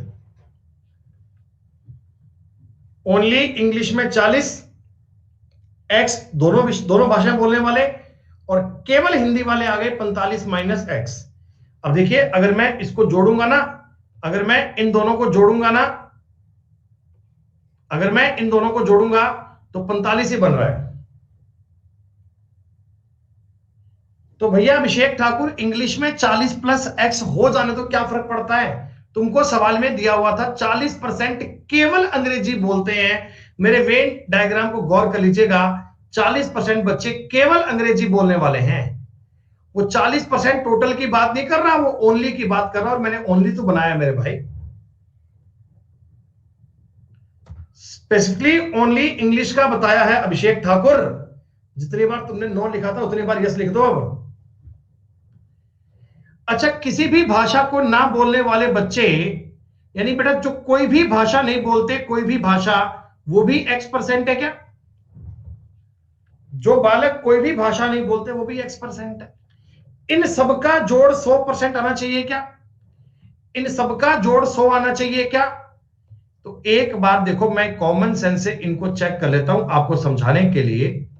वैसे तो ये काम दिमाग में हो जाता बेटा, वैसे देखो आपको पता है, आपको ये बात पता है कि इनका जोड़ आएगा 45 और 40 85, 85 प्लस X आएगा 100, तो X आ जाएगा 15। लेकिन आपने कहा सर ऐसे काटूंगा तो मन को संतुष्टि मिलती है, तो काट लीजिएगा। X 15 आ गया क्या?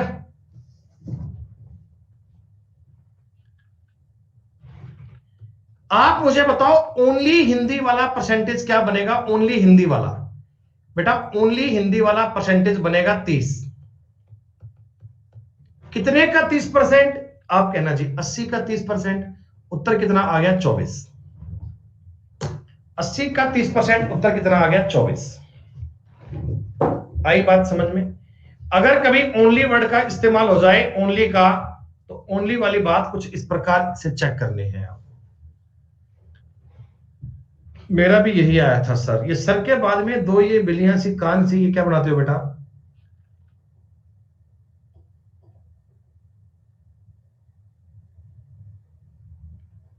हर्ष जैन जी कहते हैं कि जो कोई भी भाषा नहीं बोलते वो दोनों भाषाओं को इक्वल के बराबर कैसे हुए? तो भैया इसके लिए ना थोड़ा सा काम करना पड़ेगा मेरे भाई, आपको सवाल पढ़ना पड़ेगा। आपको सवाल की ये मीडियम की लाइन पढ़नी पड़ेगी। यदि किसी भी भाषा को नहीं बोलने वाले लोग उन छात्रों की संख्या के बराबर हैं तो दोनों भाषाओं को बोलते हैं, ऐसे।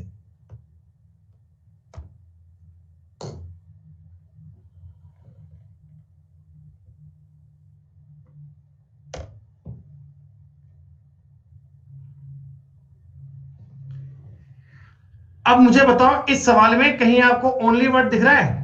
नहीं दिख रहा होगा। नहीं दिख रहा तो राजी हो जाओ, कोई दिक्कत नहीं है। अरे समझो, दोनों में असफल छात्र, ये पास का वेन डायग्राम बना रहा हूं जी, पास का। देखते हैं,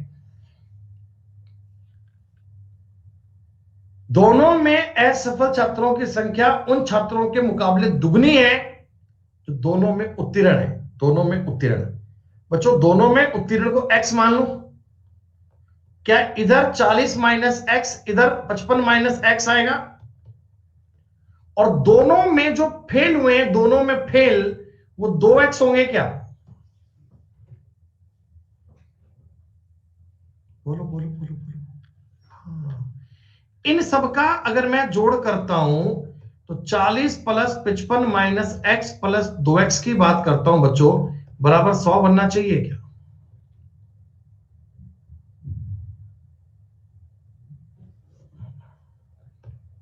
x का मान कितना, 5 आ गया क्या?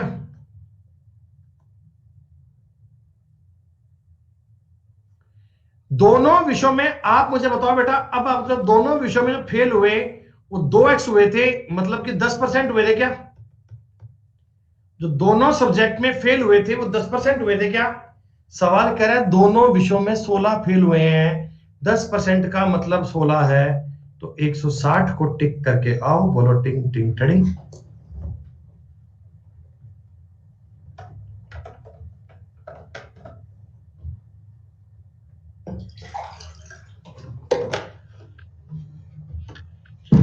हर्ष जैन भैया आएगा क्यों नहीं? ये कैसे संभव है? आपको हम पढ़ाएं और आपको समझ में नहीं आए, ये कैसे पॉसिबल है?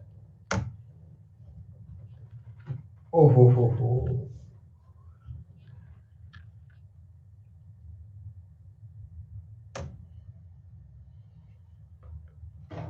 ये बताओ जरा एक बार।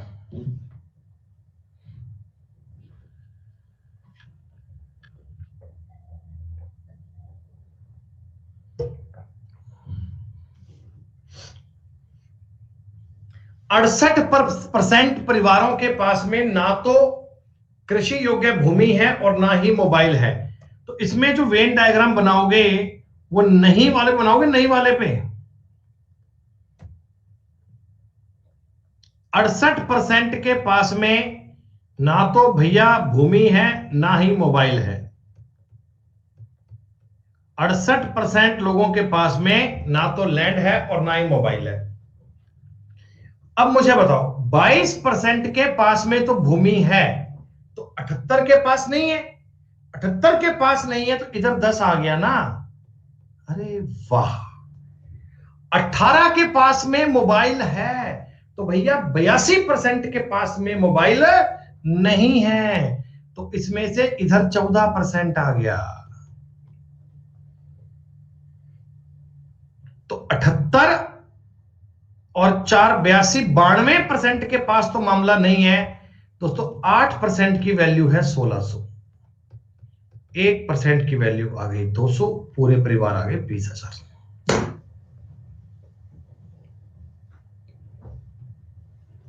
किशन कुमार जी कह रहे हैं 14 क्यों? आखिर क्यों किया तुमने ये सब? 14 कहां से आया? क्यों, आखिर क्यों भैया? कैसे बताऊं क्यों? किशन कुमार जी क्लास को कब से ज्वाइन किए हो आप?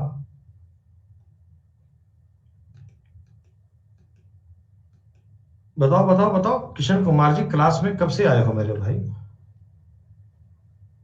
5 मिनट पहले।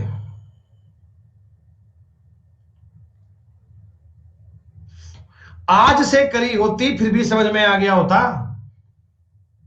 अगर 2:30 बजे करी होती फिर भी समझ में आ गया होता।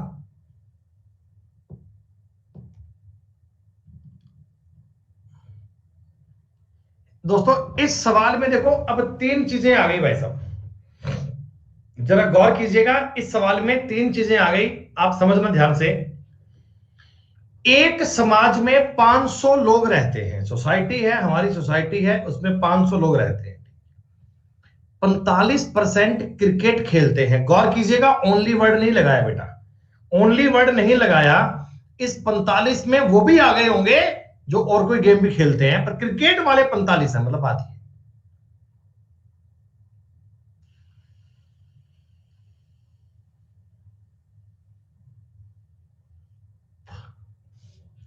दोस्तों इस डायग्राम को करने का तरीका समझो। इसमें मैं ये अंडे से 3 बनाऊं क्या? एक का नाम दे देता हूं क्रिकेट,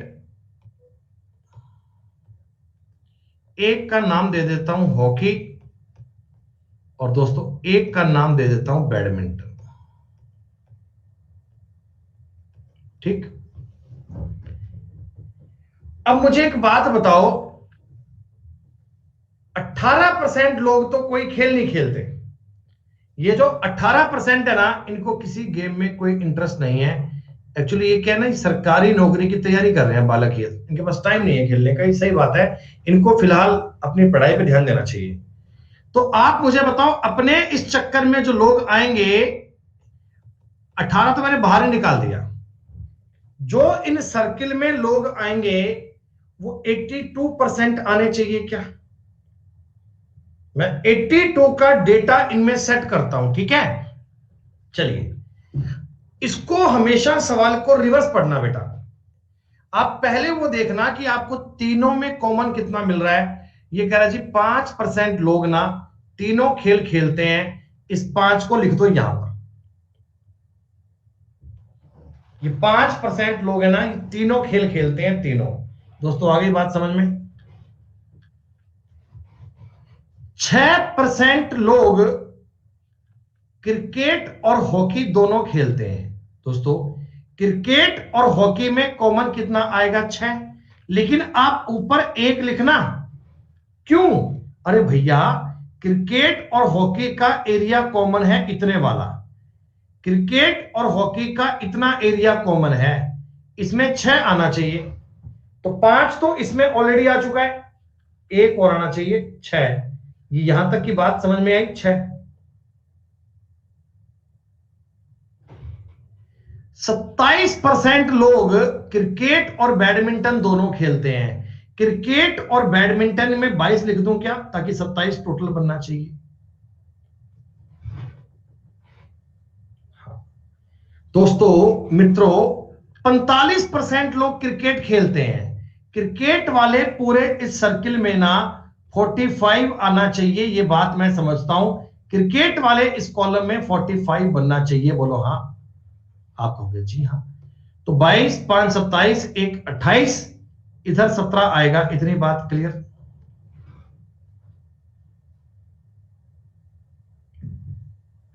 अब तुम समझो, आपको ही पता है ना, ये पूरा जो एरिया है, जैसे ये है, ये सारा मतलब मिलाकर इस पूरे सर्किल में 82 आना चाहिए क्या? 82 आना चाहिए। इसमें से 45 तो ये ऑक्यूपाइड कर गया, ये वाला इतना एरिया कर गया। 82 में से 45 तो ये कर गया। अब बचा कितना? अरे बोलो बोलो, बचा कितना? 37। बचा कितना? 37। देखो मेरी बात को समझना बहुत ध्यान से। ये और ये, इन 3 जगह पर मिलाकर 37 आएगा ना?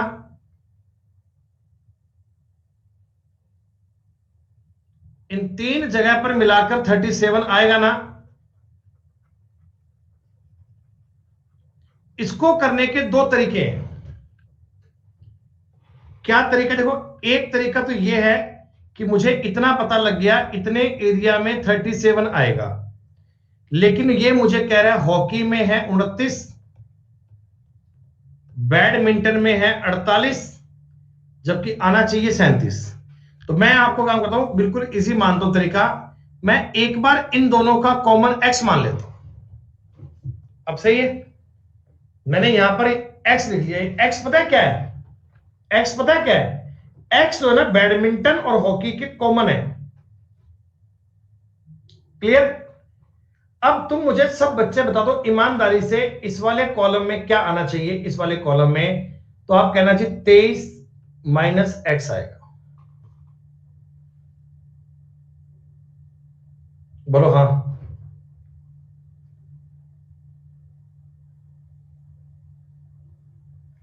और वैसे ही मैं तुमसे अगर बैडमिंटन की बात पूछ लूं, बैडमिंटन की, तो तुम क्या ये कहने में हिचकिचाओगे तो नहीं कि इतना आएगा सर?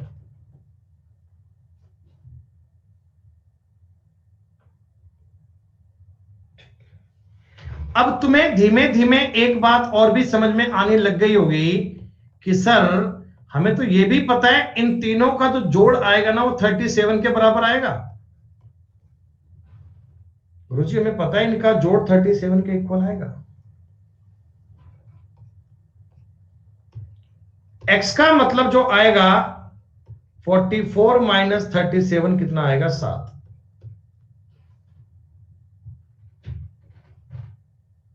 बोलो x का मान 7 आ गया क्या?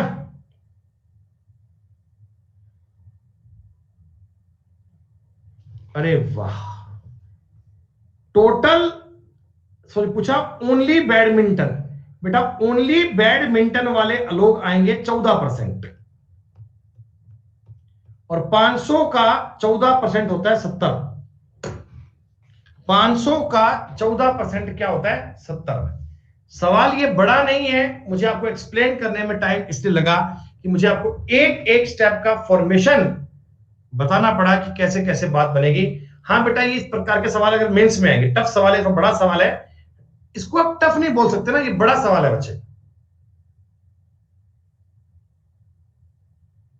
भाई कुंदन ये तरीका शॉर्ट में ही है मेरे भाई, ये तरीका शॉर्ट में ही बताया मैंने आपको, ये तो मैंने एक्सप्लेन किया।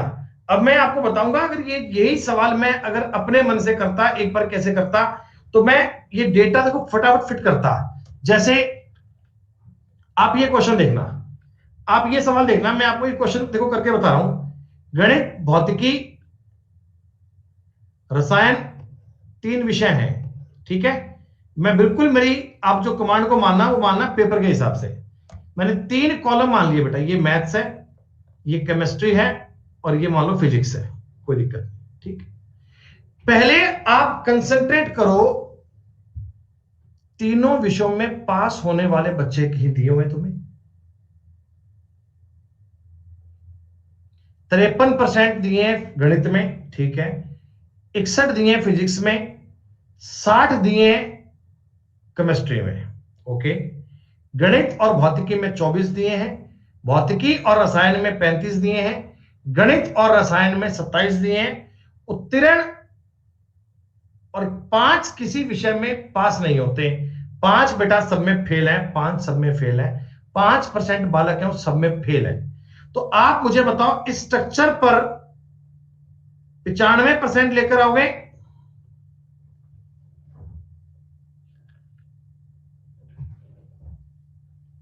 हाँ 5।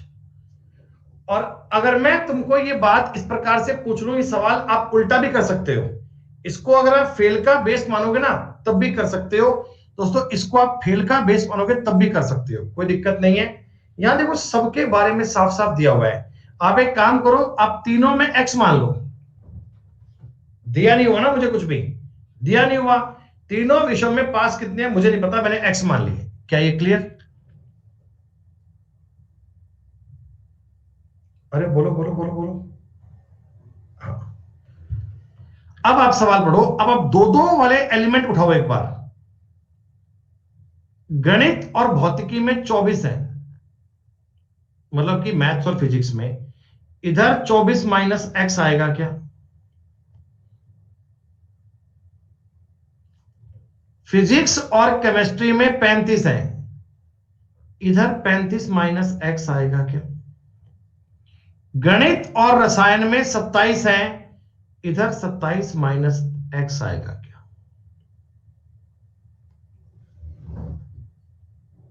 आ गई बात क्लियर?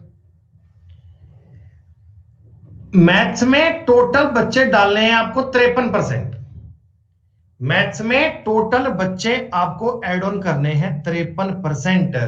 प्यारे मित्रों, प्यारे दोस्तों, इन सबको जोड़ना एक बार 27 और ये हो गया 31, सॉरी 51, 51 माइनस एक्स बनेगा 51 माइनस एक्स, एक एक्स तो कट जाएगा, 51 माइनस एक्स।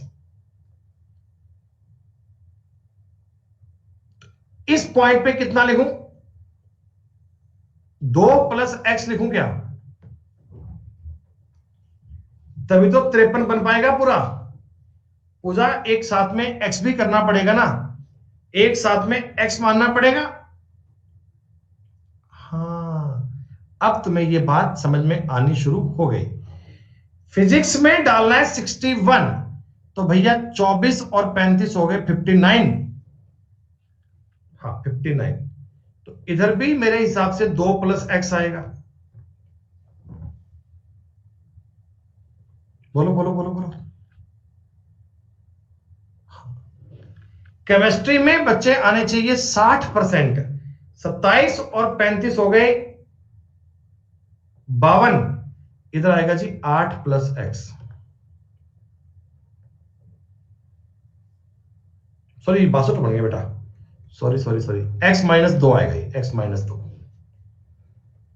केमिस्ट्री में 60 करना है ना, तो 27 और 35 हो गए 62। 62 60 करना है तो x - 2 करना पड़ेगा इसमें। बेटा बन गया सवाल। अब मुझे ये बता दो, इन सबका जोड़ क्या 95 के इक्वल आना चाहिए क्या? 95 के इक्वल। आप ऐसा मत कि सबको लिखना, देखो आपको इनका तो जोड़ पता ही है, आपको इतने भाग का तो जोड़ पता ही है, इतने भाग का मैथ का एक साथ लिख लो 60, सॉरी 53। जो मैंने हाईलाइट किया है इसका तुम्हें जोड़ पता ही है, मैंने 53 लिख दिया। प्लस इसको इसको जोड़ूंगा, आपको पता है 33 बनेगा। x से x कट जाएगा, 35 में से 2 गए 33,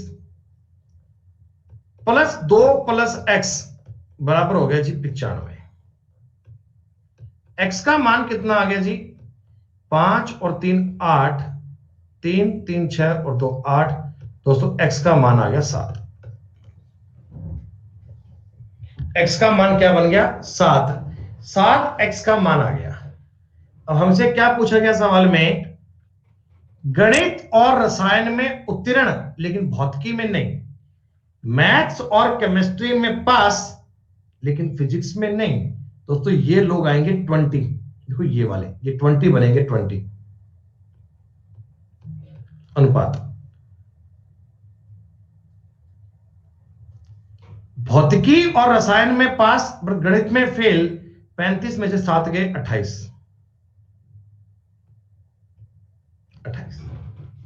4 से काटोगे अनुपात आएगा 5:7। 5:7।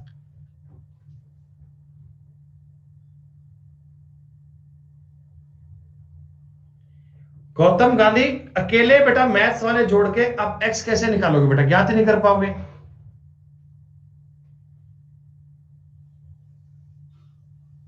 5:7 आपके सवाल का उत्तर आ गया। 5:7, 5:7। दोस्तों ये अच्छे सवाल हैं, आप ये नहीं कह सकते इससे शॉर्ट क्या होगा। इस लैंग्वेज को समझना पड़ता है कि वेन डायग्राम का सबसे टिपिकल क्वेश्चन है। इजी। अरे भैया 53 तो वैसे ही 53 है यार, नालायक तुम यार, हद है मतलब चीजों की यार। अगर तुम इन सबको जोड़ोगे, इस x से ये x कट जाएगा, इस x से ये x कट जाएगा, 53 बराबर 53 हो गया है। 53 इसको 53 हो गया। x का मान तो आएगा ही नहीं। x का मान ज्ञात करने के लिए सारे जोड़ने पड़ेंगे, तभी x का मान आएगा। हाँ मेरे भाई, ये वेन डायग्राम का सबसे मुश्किल सवाल है। अगर ये आपने कर लिया तो वेन डायग्राम आपने कर लिया।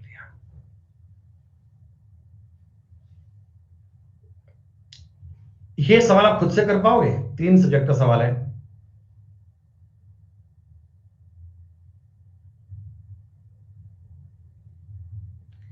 टियर 1 में क्या टियर 2 में भी नहीं आएगा भैया। तो दोस्तों मेरी बात समझना जी, वैसे तो अगर ऑफिशियली बात की जाए ना, तो परसेंटेज टॉपिक आप लोगों का हो गया पूरा, ठीक है। लास्ट में एक शीट बचती है जिसका नाम होता है मिसलेनियस वाला। उसमें कई प्रकार के सवाल आते हैं। देखो मैं ना आपको एक बार दिखा देता हूं बेटा, सिर्फ मुझे 5 मिनट दीजिएगा, सिर्फ मुझे 5 मिनट दीजिएगा, 5 मिनट। मैं आपको ये दिखा रहा हूं कि जो एक लास्ट शीट बनती है ना, मैं आपको वो शीट प्रोवाइड करवा दूंगा। मैं चाहता हूं कि उन क्वेश्चंस को एक बार आप खुद से करें, क्योंकि जितने मैंने आपको नियम अब तक पढ़ाए हैं ना, जितनी बातें मैंने आपको अब तक बताई है ना, आप उनसे ये वाले सवाल भी कर सकते हो, क्योंकि मैं पूरी चीजों को मिसलेनियस कर रहा हूं। एक कैटेगरी में क्या है जरा गौर कीजिएगा।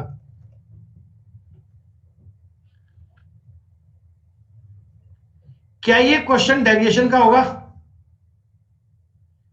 या सिंपल भी कर सकते हो, या डेविएशन से भी कर लो। 50 तरीके हैं भैया। 100 में 90%, 150 में 60%, टोटल जोड़ लो, डिवाइड कर लो, डेविएशन से कर लो तो भी हो जाएगा। एलिगेशन,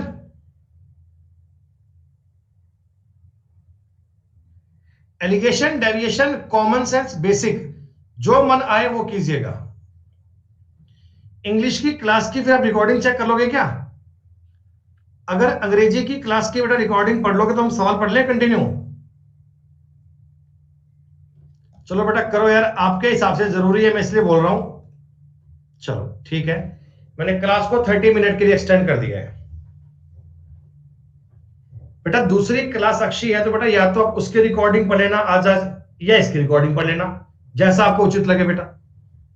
मैं आपसे रोज तो बोलता ही नहीं ना, आज इसलिए बोल रहा हूं कि आज आपका ये परसेंटेज का चैप्टर पूरा हो जाएगा, फिर मैं कल अगली क्लास में टॉपिक नया स्टार्ट कर पाऊंगा। अच्छा, सवाल नंबर 2 बताओ, बड़ा इजी है। एक परीक्षा को विद्यार्थी को 2 पर्चों में 280 के पूर्णांक में 40% अंक मिले, तीसरे पर्चे में 150 में से कितने अंक लाने चाहिए कि उसके प्राप्तांक 50% हो जाएं? तो आप मुझे एक बात बताओ, पहले 2 पर्चे हैं, ये 280 का एग्जाम है, ये 280 का एग्जाम है, तीसरा एग्जाम उसका 150 नंबर का है, यही बात है। इधर उसके नंबर आए हैं 40%, इधर उसके नंबर आए हैं 40%। कह रहे हैं इधर कितने नंबर लाऊं कि मेरा एवरेज जो है ना, एवरेज वो 50% का हो जाए। कैसे करो? देखो सवाल दोस्तों, ये मेरी बात को समझना पड़े ध्यान से। भाई मैं चाहता हूं 50% का एवरेज कब आएगा पता है? जब एक बताओ बालक के नंबर इधर भी आते 50%, इधर भी आते 50%, इधर भी आते 50%, तो उसका एवरेज 50 आता। समझते हो ना बात को? तो एक मुझे बात बताओ, इधर 75 नंबर तो आने चाहिए, मतलब 50% तो डिमांड है ही है अपनी, ये तो आने चाहिए। क्लियर? अच्छा, इधर मैं सोचता हूं कि तुम्हारे नंबर ना 50% आने चाहिए थे, पर 40% ही आए हैं। क्या दोस्तों 28 नंबर की कमी है क्या तुम्हारे पास? 28 नंबर की कमी है क्या? 50% आने चाहिए थे, 40% आए हैं, 28 नंबर। यहां भी बेटा 28 नंबर कम आए हैं क्या? अरे इन दोनों पर्चों में अगर 50-50% नंबर आने चाहिए थे, लेकिन 40-40% आए हैं, तो 56 नंबर की कमी है क्या बेटा? जो तुम्हारे ओरिजिनल नंबर आने चाहिए थे उससे 56 नंबर की कमी है क्या? ये 56 नंबर की कमी अगर यहां आपूर्ति हो जाए तो आपके 50% का एवरेज बन जाएगा, 50% का एवरेज बन जाएगा। 56 नंबर की आपूर्ति अगर ये कर दे तो काम हो जाएगा। डेविएशन का सवाल है, बड़ा ही इजी।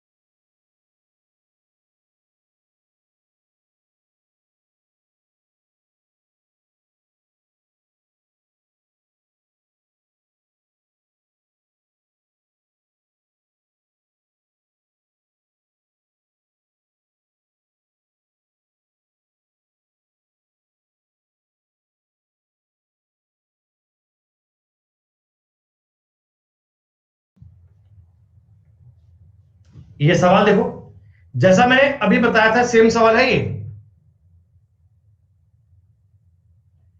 देखो 180 वाले एक पूर्णांक में इसने 30% नंबर ही लाया बच्चा। कह रहा 150 वाले में कितने नंबर लाऊं कि एवरेज मेरा 50% हो जाए। तो बच्चों देखो दो तरीके हैं सवाल करने के, एक तो लगा लो एलिगेशन, एलिगेशन नहीं करना आप ऐसे कर लो, 50% नंबर तो यहां आने ही चाहिए, आने चाहिए। एक आप मुझे बता दो कॉमन सेंस से, इधर कितनी 20% की कमी है क्या? यानी 180 का 20% बच्चों 36 नंबर की कमी बैठी है, 36 नंबर की। और ये 36 नंबर उसके यहां आने चाहिए क्या?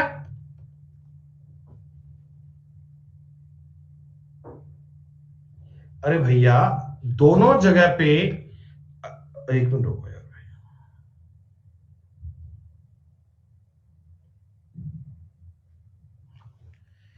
दोनों जगह पे मैं चाहता हूं उसका एवरेज 50 हो जाए, तो 150 में से 36 नंबर क्या फालतू आने चाहिए क्या?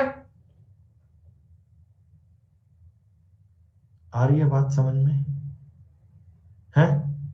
तो 36 नंबर 150 का कितना परसेंट है ये चेक कर लो ना, ये 2 3 और ये 12 24% और है, उत्तर आ गया 74। अगर आप ऐसे नहीं करते सर, ये कॉमन सेंस नहीं लगाते हम, हमें सर वो चाहिए एलिगेशन, आप उससे करो ना। इसमें नंबर आए हैं 30%, इसमें कितने आए हैं पता नहीं, इसमें नंबर आए हैं 50% एवरेज। और ये है पेपर 180 नंबर का, ये है पेपर 150 नंबर का। दोस्तों इनका जो रेशियो है ना वो 6-5 में है, ठीक है।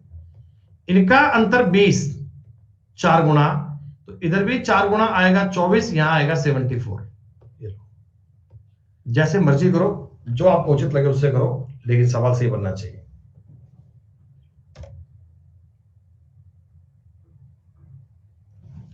ये 81 के बाद बेटा कॉमा लगा लेना, कॉमा।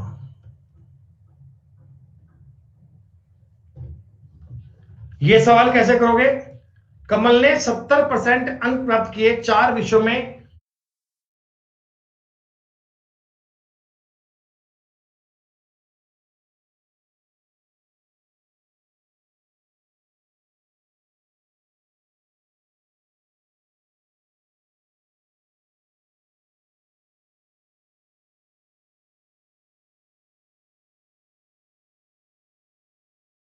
इक्यासी 66 61 मिले, तो 100 में से कितने नंबर मिलने चाहिए?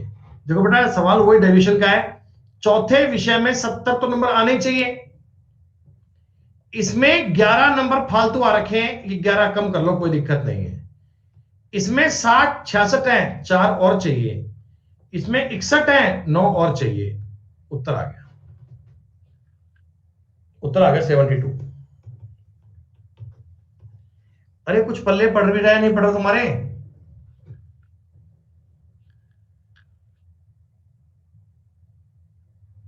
ये सवाल मैंने आपको बेसिक से करके बताया, मैंने कोई तरीका बेटा नया यूज नहीं किया, मैंने आपको सिंपल तरीके बताया। देखो कि 81 में 11 फालतू है, 66 में 4 कम है, 61 में 9 कम है, इनको हमने सॉल्व कर लिया, उत्तर आ गया 72, खत्म बात। क्या इस क्वेश्चन को करने के लिए डेविएशन काम आएगा?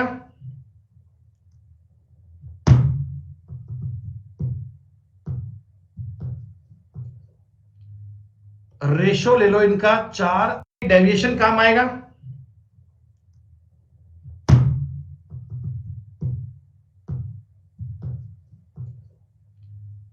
रेशो ले लो इनका 4:5:6।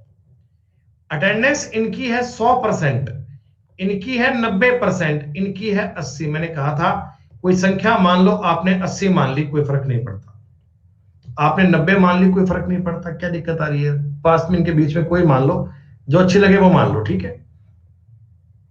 हाँ बेटा ये 20 ज्यादा है 4 बार, प्लस 80 कर लो।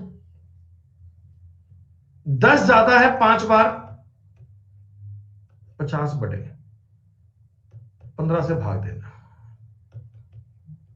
80 प्लस 130/15, अगर मैं 5 से काटूंगा तो 26/3, यानी कि 88 सही 2/3। डेविएशन क्या होता है अब तो समझ में आ गया हो तुम्हें।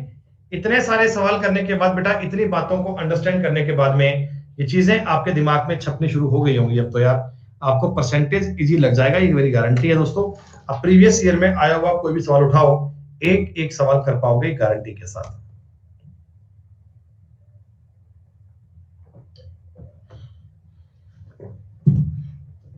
ये सवाल खुद से करेंगे आप, अगर नहीं हो पाए तो कोई बात नहीं, डिस्काउंट अपना आगे आएगा, वहां और बढ़िया से हो जाएगा।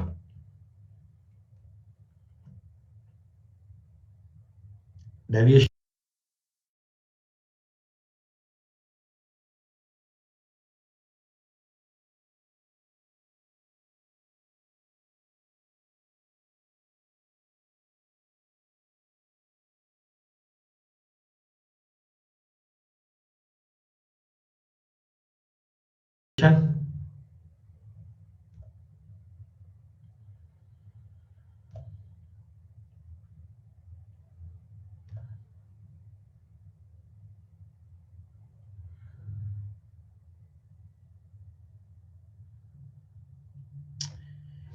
इसे करने का तरीका क्या है? एलिगेशन, एलिगेशन, डेविएशन, जो भी लगाओ यार, 50 तरीके हैं भाई साहब, 50 तरीके हैं सवाल करने के।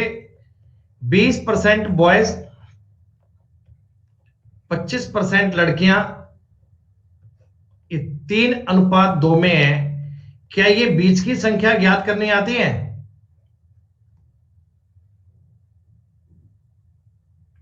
कितना आएगा? 22। ये तुमको बताया गया था ना डेविएशन में बेटा। एलिगेशन में मीन वैल्यू कैसे ज्ञात करते हैं? मीन वैल्यू ज्ञात करने के आपको 3 तरीके बताए थे मैंने।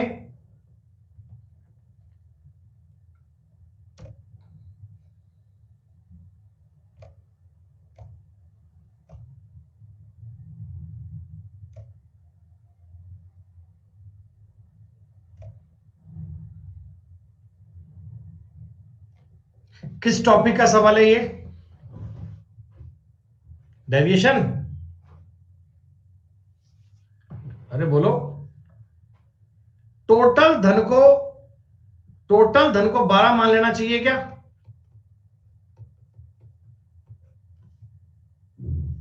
1/4 भाग पर 3%, यानी 3 रुपए पर रेट मिल रही है 3% की। 2/3 यानी 8 रुपए पर रेट मिल रही है 5% की। शेष 1 रुपए पर रेट मिल रही है 11% की। डेविएशन लगा लो साहब, मैंने बीच की एवरेज मान ली, 5% मान लिया। 2 कम है 3 बार माइनस का 6, ये 0 हो गया। 6 ज्यादा है 1 बार प्लस का 6, बटा में तो कितना बच करो 0 ही बनेगा। ये लो साहब, उत्तर आ गया 5%। डेविएशन से ऐसे बड़े बड़े क्वेश्चन देखो कितने इजी बन रहे हैं ना। अब हो सकता है आप में से किसी बच्चे ने डेविएशन नहीं पढ़ा हो, तो वो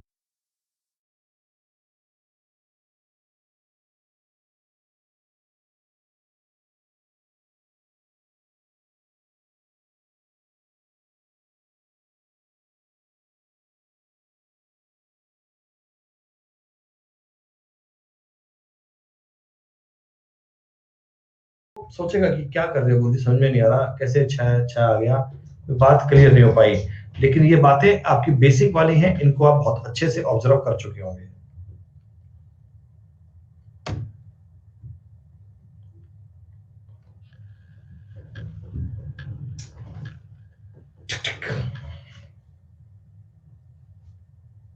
कर दोगे ना? ये 10, 8, 9, 1, 1, 4, 4।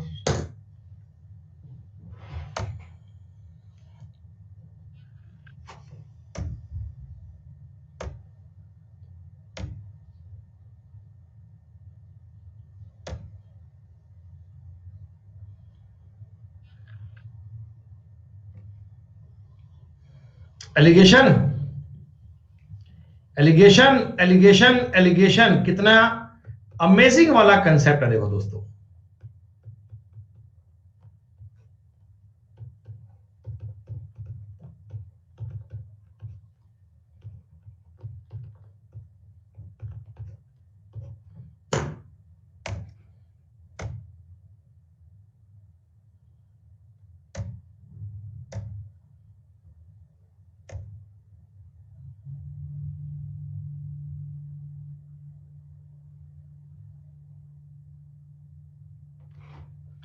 बढ़िया सवाल। एक बार क्वेश्चन पढ़ना भाई साहब, क्या गजब का सवाल है। शहर की वर्तमान जनसंख्या 9500 है। पुरुषों की जनसंख्या में 14.2% की वृद्धि होती है। महिलाओं की जनसंख्या में 17.7% की वृद्धि होती है। टोटल जनसंख्या बढ़कर 11,003 हो जाती है।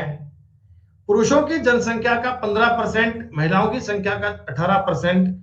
लड़के और लड़कियों की संख्या में अंतर ज्ञात कर रहे हैं। दोस्तों देखो, मैं हालांकि इस सवाल का उत्तर आपको बता रहा हूं, 27 आएगा। ठीक है, अब मैं क्यों आएगा ये तुम्हारे सामने कारण से साबित कर रहा हूं, जरा बात पे ध्यान दीजिएगा। नमस्कार बाबूजी, नमस्कार, कैसे हो जी? क्लास चल रही है बाबूजी, बस 15 मिनट की बची है। हाँ ठीक है बाबूजी। दोस्तों, पुरुषों की संख्या का 15% है ना, वो 3 का मल्टीपल आएगा। छोरियों की संख्या का 18% है ना, 3 का मल्टीपल आएगा। दोनों संख्याएं 3 के मल्टीपल हैं, उनका अंतर भी 3 का मल्टीपल आएगा। 3 का मल्टीपल ऑप्शन एक ही था, मैंने कर लिया। ऐसा हमारा तो सर इतना दिमाग चलता ही नहीं है पेपर में, हम तो सब फटाफट सवाल को सॉल्व करने बैठ जाते हैं सर, क्या करें। धीमे धीमे आप भी इन चीजों को समझ पाओगे।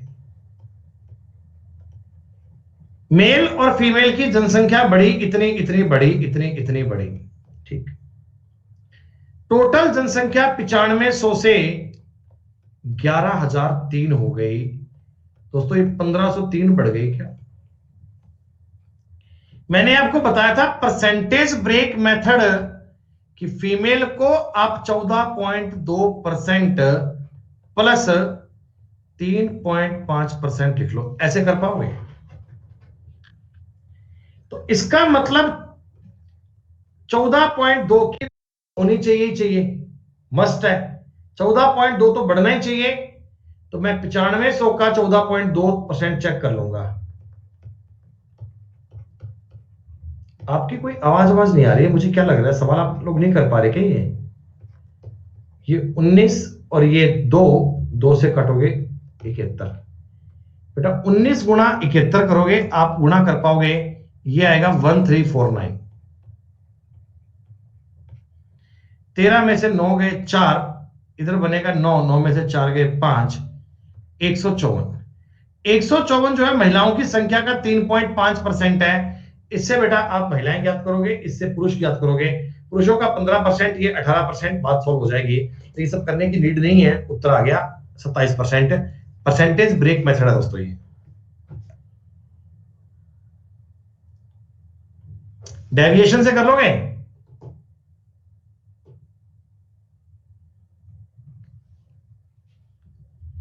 क्योंकि दोस्तों इसमें देखो ध्यान दे लेना, ये लोग आपको दिए हुए साक्षर, ये दिए हुए निरक्षर और ये दिए हुए साक्षर। तो अगर आप साक्षर पे डेविएशन लगा रहे हो ना, तो तीनों को साक्षर ही उठाना। ये नहीं हो एक का कोई ऐसा अक्षर ले आओगे, फिर क्लास में बड़ा गड़बड़ी हो जाएगी।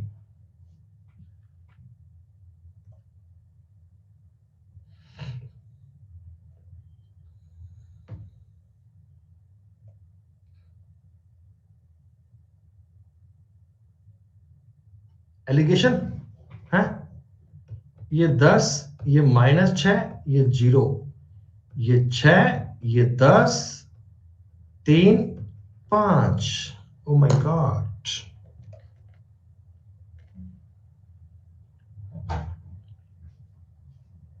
बस 2 ही मिनट। बच्चे बड़े अच्छे हैं पढ़ने वाले, तो चक्कर लेट हो गया।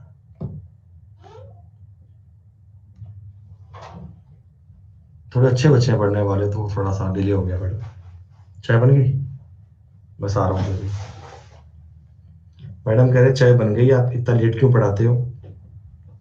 एक तो मैथ के घंटे सारे फालतू हैं, जितने कमिटेड आवर हैं उससे ज्यादा पढ़ा रहे हो, और ज्यादा पढ़ा रहे हो फिर भी ठीक है। 1.5 घंटे की क्लास आपने बोली, 2 घंटे कर रहे हो, क्या कर रहे हो उस तरह से?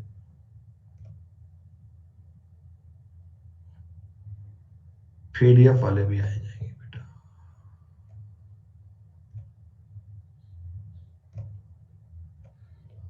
लो बेटा, अभी तुम्हारे पास ना टोटल 3 पीडीएफ आज मिलेंगी, मेरी बात पे गौर कर लेना। एक तुमको पहली पीडीएफ मिलेगी जिसमें ये वेन डायग्राम के सवाल होंगे। दूसरी पीडीएफ मिलेगी जिसमें ए गुणा बी वाले सवाल बनेंगे। और तीसरी बेटा ये शीट बनेगी मिसलिनियस वाली। तीसरी शीट के सवाल है ना, ये मैक्सिमम सवाल बनेंगे एलिगेशन से, डेविएशन से। ये सारे कंसेप्ट मिला के बेटा सवाल कर लीजिएगा। इतना काम आज करो बेटा, फिर बाकी बातें करेंगे नेक्स्ट टाइम में। पल्प वाले क्वेश्चन के लिए एक शीट तुम्हें और देंगे अलग से, चौथी शीट बेटा एक और बना के देंगे, इसमें अगली बातें तुम्हें और समझ में आएंगी। बच्चों शाम को मिलते हैं 6 बजे, तब तक शुक्रिया। जय हिंद, जय भारत।